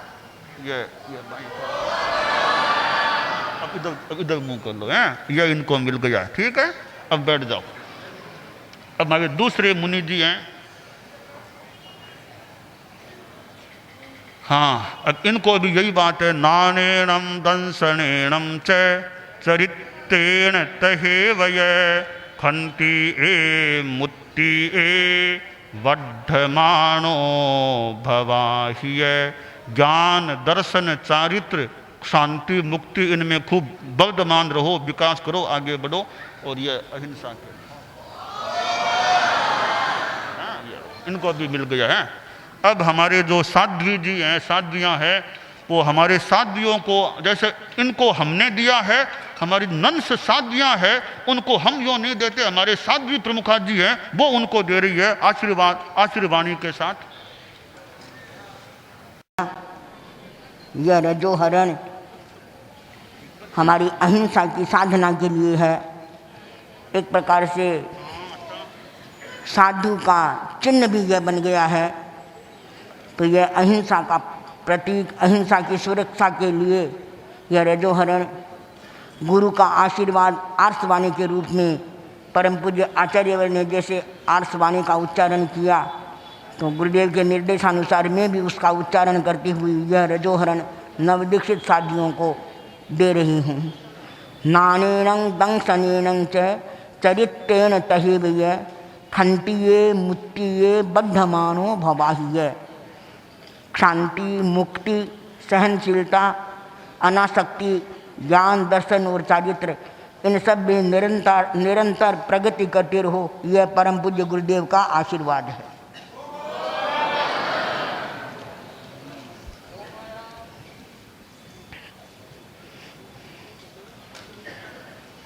अभी हमारे धर्म संघ की सबसे छोटी साध्वी है और परम पूज्य गुरुदेव का आशीर्वाद आर्षवाणी के रूप में नानेनं दंसनेनं च चरित्रेण तहेवय खंतिये मुत्तिये बद्धमानो भवाहिय। ज्ञान, दर्शन, चारित्र, शांति, सहनशीलता और मुक्ति, अनासक्ति, इन सब का जीवन में विकास होता रहे, अहिंसा के लिए यह रजोहरण धारण करो। अब इनका नामकरण संस्कार, केशलोच संस्कार हो गया, पहले दीक्षा का संस्कार हो गया, फिर नाम, ये जो केशलोच का संस्कार, रजोहरण प्रदान संस्कार, अब आ रहा है नामकरण संस्कार। देखिए, यह मनुष्य जीवन मिला है, आप लोग तो गृहस्थ हैं। अब देखिए, भौतिकता भी संसार में है। भौतिक, थोड़ी सी बैठ जाओ। भौतिकता का जो सुख है वो एक तरह से इंद्रियों का सुख है। आपने मान लो बढ़िया खा लिया, मिठाइयाँ खा ली, आपको एक बार सुख मिल गया। आपको बढ़िया कोई फिल्मी गाने सुनने को मिल गए, आपको एक बार थोड़ी देर का सुख मिल सकता है। रूप को देख लिया, एक बार कोई मन में एक तृप्ति मिल जाए। यानी इंद्रियों के जो विषय हैं उनसे थोड़ी देर का सुख मिल सकता है। आगम में कहा गया, खण मित सुखा बहुकाल दुखा पगाम दुखा अनिगाम सुखा संसार मुखस्य विपक्ष भूया खानी अनत्थानो काम भोगा। ये जो काम भोग, संसार के भोग हैं, ये कुछ देर सुख देने वाले हो सकते हैं। जैसे इक्षुवद बिरसा प्रांते सेविता शुह परे रसः सेवितस्तु रसः शांतः सरसः सात परम। एक गन्ना होता है, आप गन्ने को चूसो, जो जो चूसेंगे वो विरस होता जाएगा, रस समाप्त होता जाएगा गन्ने का। शांति का रस ऐसा है, जो जो उसको अनुभव करो शांति बढ़ सकेगी। तो इंद्रिय विषयों का सुख है वो थोड़ी देर का है, वो आगे दुख देने वाला बन सकता है। पर जो आत्मा का सुख मिले, त्याग से जो सुख मिले, हमारे नवदीक्षित साधु साधुओं ने त्याग किया है, घर बार को छोड़ दिया, माता पिता आदि परिवारों से संबंध तोड़ लिया, अपने धर्म संघ से संबंध जोड़ लिया, तो यह संसार को त्यागने की बात है। वो भौतिक सुखों से आध्यात्मिक सुखों की ओर मानो प्रयाण है कि हमें अध्यात्म के सुख, आत्मा के सुख, भीतर के सुख पाने हैं। भगवान महावीर हुए, उन्होंने कितनी साधना की। महात्मा बुद्ध हुए, कितनी उन्होंने साधना की होगी। किस प्रकार त्याग, संयम, तपस्या का जीवन जिया।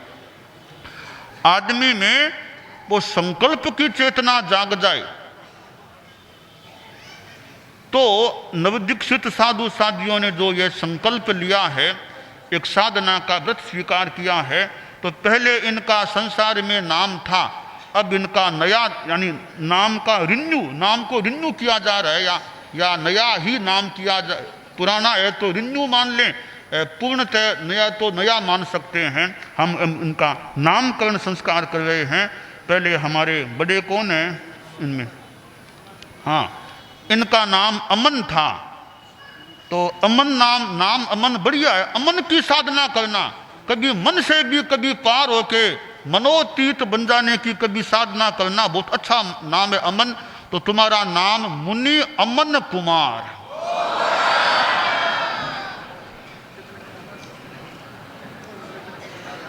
ठीक है। अब दूसरा, हमारे दूसरे मुनि जी, पहले नाम था नमन। नमन नाम है तो बढ़िया, हमारे पहले से नमन मुनि एक हैं, पहले से नमन मुनि हमारे हैं, तो दो नमन रखने ठीक नहीं, नमन एक ही ठीक है। दो थोड़ा नाम बोलने में असुविधा हो जाए, कहीं पहचान में असुविधा हो जाए। अब मैं कहूँगा नमन, अब दोनों भाग जाएंगे नमन करने से, इसलिए एक का ही नाम ठीक है नमन। तो नमन नाम तो बढ़िया, तो नमन हमारे पहले से मुनि जी हैं, छोटे संत हैं, इसलिए दूसरा नाम दे रहे हैं। अब वो नाम दे रहे हैं मुनि नम्र कुमार, मुनि नम्र कुमार। ठीक है। अब साध्वी जी हैं, पहले समनी शारदा प्रज्ञा जी कहलाती थी। शारदा प्रज्ञा जी को 21 वर्ष हो गए, आज के दिन उन्होंने समनी दीक्षा ली थी। आज 21 वर्ष पूरे हो गए हैं। और 21 वर्ष समणी जीवन के पहले मुमुक्षु में भी रहे थे, फिर समणी में रही थी ये। और 21 वर्षों तक कहाँ कहाँ काम गए होंगे, कितनी यात्राएं, कितना काम अध्ययन भी किया है। और एक अग्रणी मुखिया के रूप में विचरने का काम किया है। पहले तो मुखिया थी, अब गौण, अब छोटी शादी हो गई। गौण तो नहीं कहेंगे, तो छोटी नवदीक्षित शादी हो गई है। और वैसे उम्र में भी 40 करीब आ गए, 48 वर्ष के हमारे साध्वी जी हैं। फिर 21 वर्षों तक समणी जीवन में समणियों के साथ रहे हैं। और अब साध्वी प्रमुखा जी के पास रहने का, उनको निकटता से पास रहने का मौका प्राप्त हो रहा है, हुआ है। इन्होंने काम भी किया। और विराट नगर से ही है, विराट नगर से, यहीं का जन्म है इनका, जन्म इनका विराट नगर का ही है। और विराट नगर में आज के गोतानी परिवार है, वो यहाँ रहता है विराट नगर में। गोतानी परिवार संसार पक्ष में है इनका। शुभकर्ण जी गोतानी जो हमारे पुराने श्रावक थे, और उनका भी विराट नगर में कितना योगदान रहा होगा। तो उनके परिवार से ये समणी जो अब साध्वी बन गई हैं। तो हमारे विराट नगर चतुर्मास में भी इन्होंने पहले तैयारी में भी अपना योगदान कितना दिया है, प्रोग्राम आदि जो भी योगदान दिया है। अब इनका नाम, वैसे शारदा प्रज्ञा तो एक समणी का नाम था, तो अब प्रज्ञा तो थोड़ा ज़्यादा समणी में ही प्रज्ञा ज़्यादा ठीक लगता है। तो अब और शारदा प्रभा, हमारे पहले से कोई साध्वी जी हैं शारदा प्रभा, तो थोड़ा सा नाम चेंज करते हैं। अब साध्वी शरद यशा, साध्वी शरद यशा। अब जो चौथे हमारे नेहा नाम था, और ये शायरा और सूरत है, शायरा सूरत से जुड़ी हुई। और इनके संसार पक्ष ये रियल भाई हमारे मुनि हितेंद्र हैं, जो इनके संसार पक्ष सगे भाई हैं। परिवार में यानी एक भाई एक बहन, ये एक भाई एक बहन थे, और दोनों ही संग में आ गए हैं। इनके पिताजी के ये दोनों संतानें मानो हमारे पास हो गई है। अब पिताजी ने दोनों को दे दिया है, दो आ गए हैं। तो हितेंद्र मुनि के संसार पक्षीय बहन हैं, तो इनका नाम नेहा था। नेहा नाम तो इतना हमारे साध्वी के लिए थोड़ा इतना फिट नहीं लग रहा है, तो इनका अब नाम का नवीनीकरण करते हैं, साध्वी नम्रता श्री। साध्वी नम्रता श्री। ये हमारे अमन जी हैं, वो जो दिल्ली से, और दिल्ली से साध्वी कुमुद प्रभा जी जो दिल्ली में है, हमारे साध्वी रवि प्रभा जी के पास भी हैं, उनके संसार पक्षी सगे सगे भाई है ना, उनके सगे भाई हैं। तुम्हारी बहन कौन है? तुम्हारी कोई बहन नहीं है, ये अकेले हैं। ठीक है। ये टमकोर से, टमकोर और चेन्नई, कोयम्बतूर और टमकोर से हैं। ये दिल्ली में रहने वाले हैं, दिल्ली में रहते थे।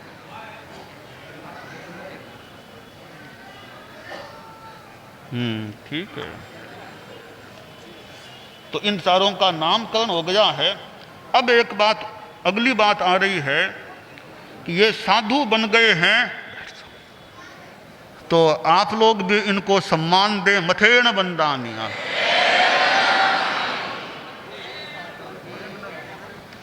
अब इनको हम थोड़ा दीक्षांत शिक्षण थोड़ा दे रहे हैं, तुम खड़े खड़े सुन लो।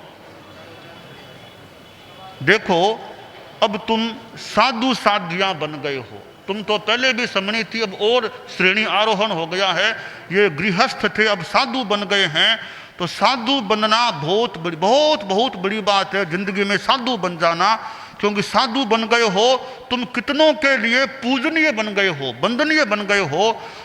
100 वर्ष का गृहस्थ है, वो भी साधु के सामने मस्तक झुकाता है। कितने बड़े तुम बन गए हो। तो हमारा काम है अब अच्छी साधना करें। दयम चरे, दयम चिट्ठे, दय माशे, दयम सहे, दयम भुंजे, दयम भाषे। चलना है संयम से चलो, खड़ा रहना है संयम से खड़े रहो, और बैठना है संयम से बैठो, सोना है संयम से बैठो। सोना है तो संयम से सोवो, खाना है तो संयम से खाओ, और बोलना है तो संयम से बोलो। हमारे जीवन के कार्यकलापों में संयम रहना चाहिए और सहन करना चाहिए। कोई कड़ा भी कह दे, अनुकूलता प्रतिकूलता, सर्दी गर्मी आदि आ जाएं, तो उनको सहन करना हमारा धर्म है, कर्तव्य है। तो तुम लोगों को संयम की साधना में आगे बढ़ना है। और आचार्य भिक्षु जो हमारे धर्म संघ के पहले गुरु हुए थे तेरा पंथ के, 2000 मतलब भगवान महावीर को हुए तो 2500 से ज़्यादा वर्षों से ज़्यादा समय हो गया। हमारे तेरा पंथ के पहले गुरु थे, उन्होंने लगभग 256 वर्ष पहले उनके द्वारा यह तेरा पंथ का शुभारंभ हुआ था। करीब 256 वर्ष पहले भारत में, राजस्थान में, मेवाड़ में हुआ था। हम लोग जैन शासन में तेरा पंथ आमनाय के लोग हैं, तो तुम लोग तेरा पंथ में दीक्षित हुए हो। खूब अच्छी साधना, अच्छा संयम, अनुशासन में रहना, अच्छी तरह काम करना। अपना नाम छाती तो गौण बात है, अपनी आत्मा को निर्मल बनाने का प्रयास करो। यह हमारे द्वारा तुम्हें शिक्षण दिया जा रहा है। अब बैठ जाओ। अब इनके लिए एक और हमारी रस्म होती है। वो रस्म यह होती है कि नवदीक्षितों को ग्रास दान, यानी थोड़ी चीज इनको पहले, सबसे पहली चीज खाने के लिए दी जाती है। वो बड़ों के द्वारा हाथ में ग्रास दान, जो खाने की वस्तु दी जाती है, तो वो काम भी हमें करना है। तो वो काम हम पब्लिक के बीच में न करके भीतर में जा कर के वो रस्म अदा करने का भाव रखते हैं। और ये जो हमारे जैन शासन में, तेरा पंथ शासन में दीक्षित हुए हैं और हमारे संघ की मानो वृद्धि हो रही है ऐसे दीक्षित होने वालों के द्वारा, तो हमारे ये जो साध्वियाँ हैं, दोनों साध्वियों को हम साध्वी प्रमुखा जी कनक प्रभा जी को सौंप रहे हैं। तुम साध्वी प्रमुखा जी की हमारे पास तो लोग कभी कभी आ पाओगी, बाकी ज़्यादा रहना तो तुम्हें साध्वी प्रमुखा जी के पास अभी संभव हो सकेगा। तो अभी तुम साध्वी प्रमुखा जी के पास रहो और साध्वी प्रमुखा जी की देख रेख में शिक्षण प्राप्त करो, आचार गोचर आदि की जानकारी प्राप्त करो, तो खूब अच्छा काम करो। हमारे ये नवदीक्षित जो मुनि हैं,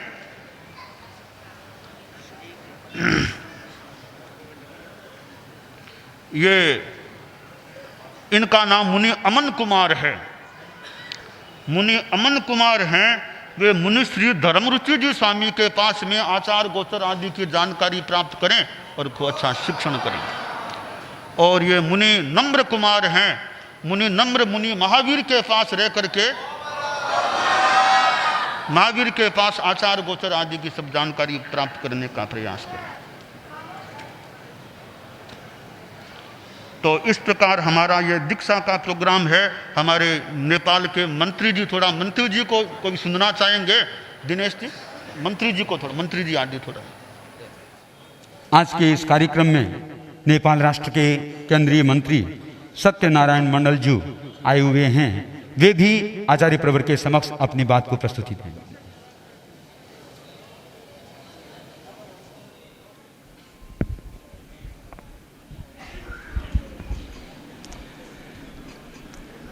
आज के इस महान पवित्र जैन मुनि दीक्षा समारोह के अध्यक्ष महोदय, दीक्षा प्रदाता आचार्य श्री महाश्रमण जी को सर्वप्रथम मुझे इस पवित्र धर्म सभा में दीक्षा समारोह में आमंत्रित करके आयोजकों ने जो सौभाग्य प्रदान किया, उसके लिए मैं आचार्य और इन आयोजकों को अपनी तरफ से, नेपाल सरकार की तरफ से और मेरी पार्टी की तरफ से, मेरे पार्टी के नेता के रूप में इस समुदाय से आए हुए मोती दुग्गड़ जी के तरफ से भी मैं सादर प्रणाम अर्पण करना चाहता हूं। इस धर्म सभा में इस नेपाल की धरती को पवित्र करने हेतु हमारे मित्र राष्ट्र भारत से आए हुए संपूर्ण अतिथि गणों को मैं आप लोगों को नेपाल सरकार की सदस्य की तरफ से हार्दिक स्वागत और अभिनंदन करता हूं। आदरणीय माताओं, बहनों और सज्जनवृंद, आप लोग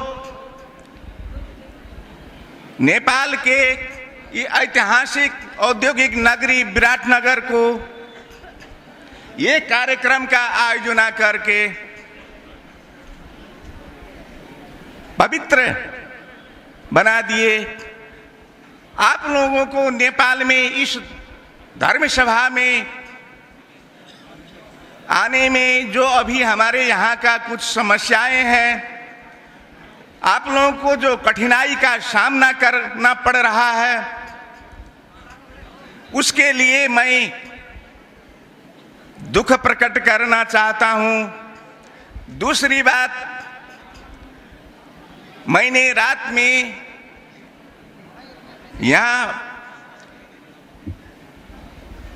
सुना कि इस कार्यक्रम में यदि नेपाल में ये दिशाहीन बंद और हड़ताल नहीं रहता तो इसमें कम से कम 15-20 लाख लोग भाग लेते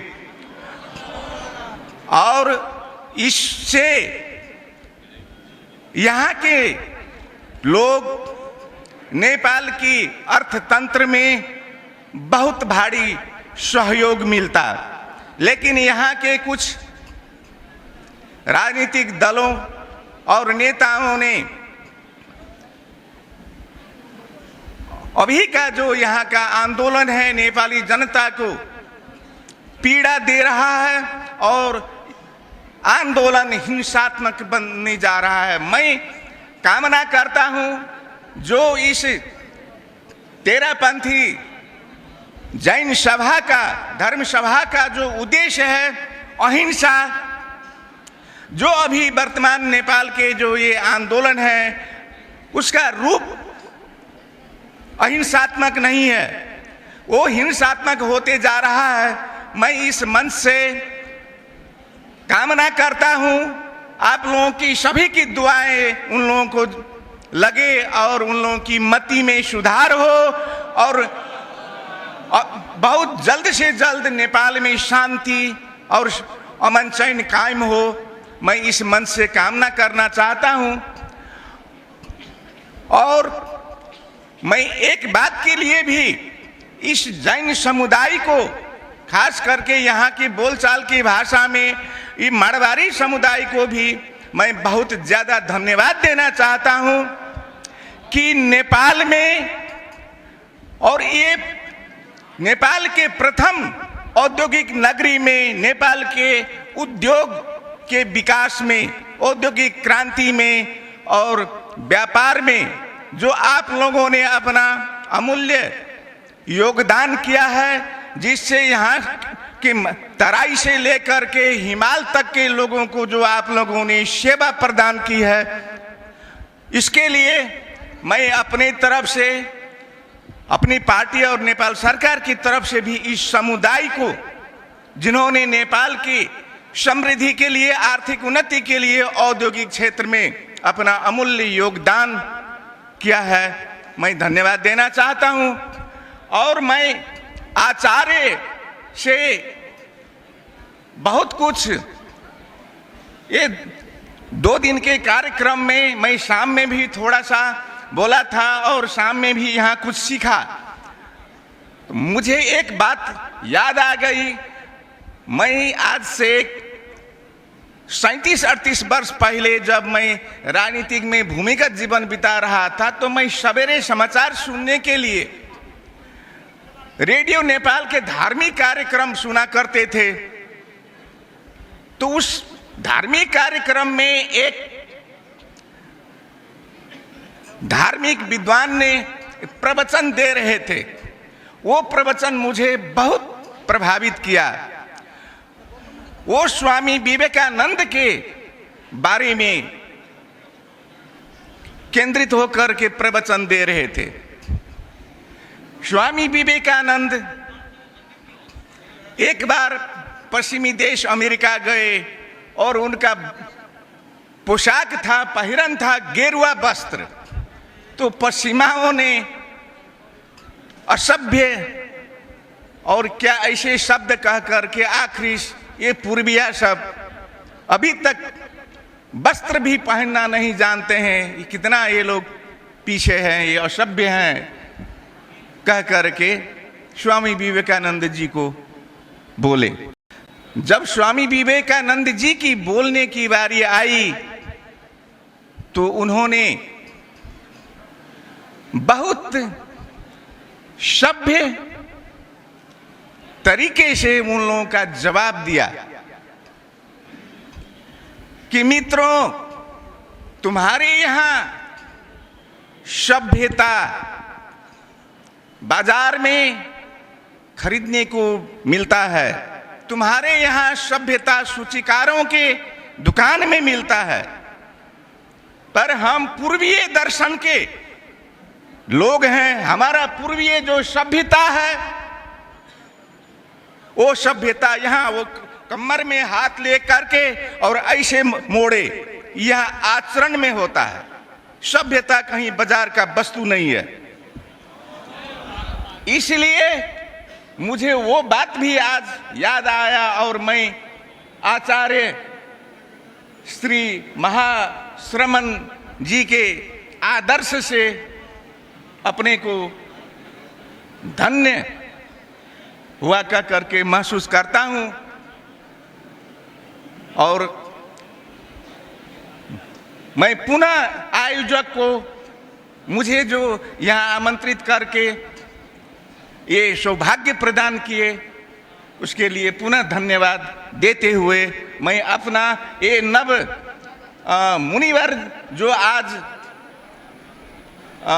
ये दीक्षा प्राप्त करके जो एक वैराग्य जीवन में प्रवेश किए हैं, संपूर्ण मानव समाज को सद्मार्ग पर नैतिक बल मिले और उनकी आचरण अच्छा हो, मजबूत हो, इसके लिए इन लोगों के जीवन की सफलता की कामना करते हुए मैं आप लोगों से विदा चाहता हूँ।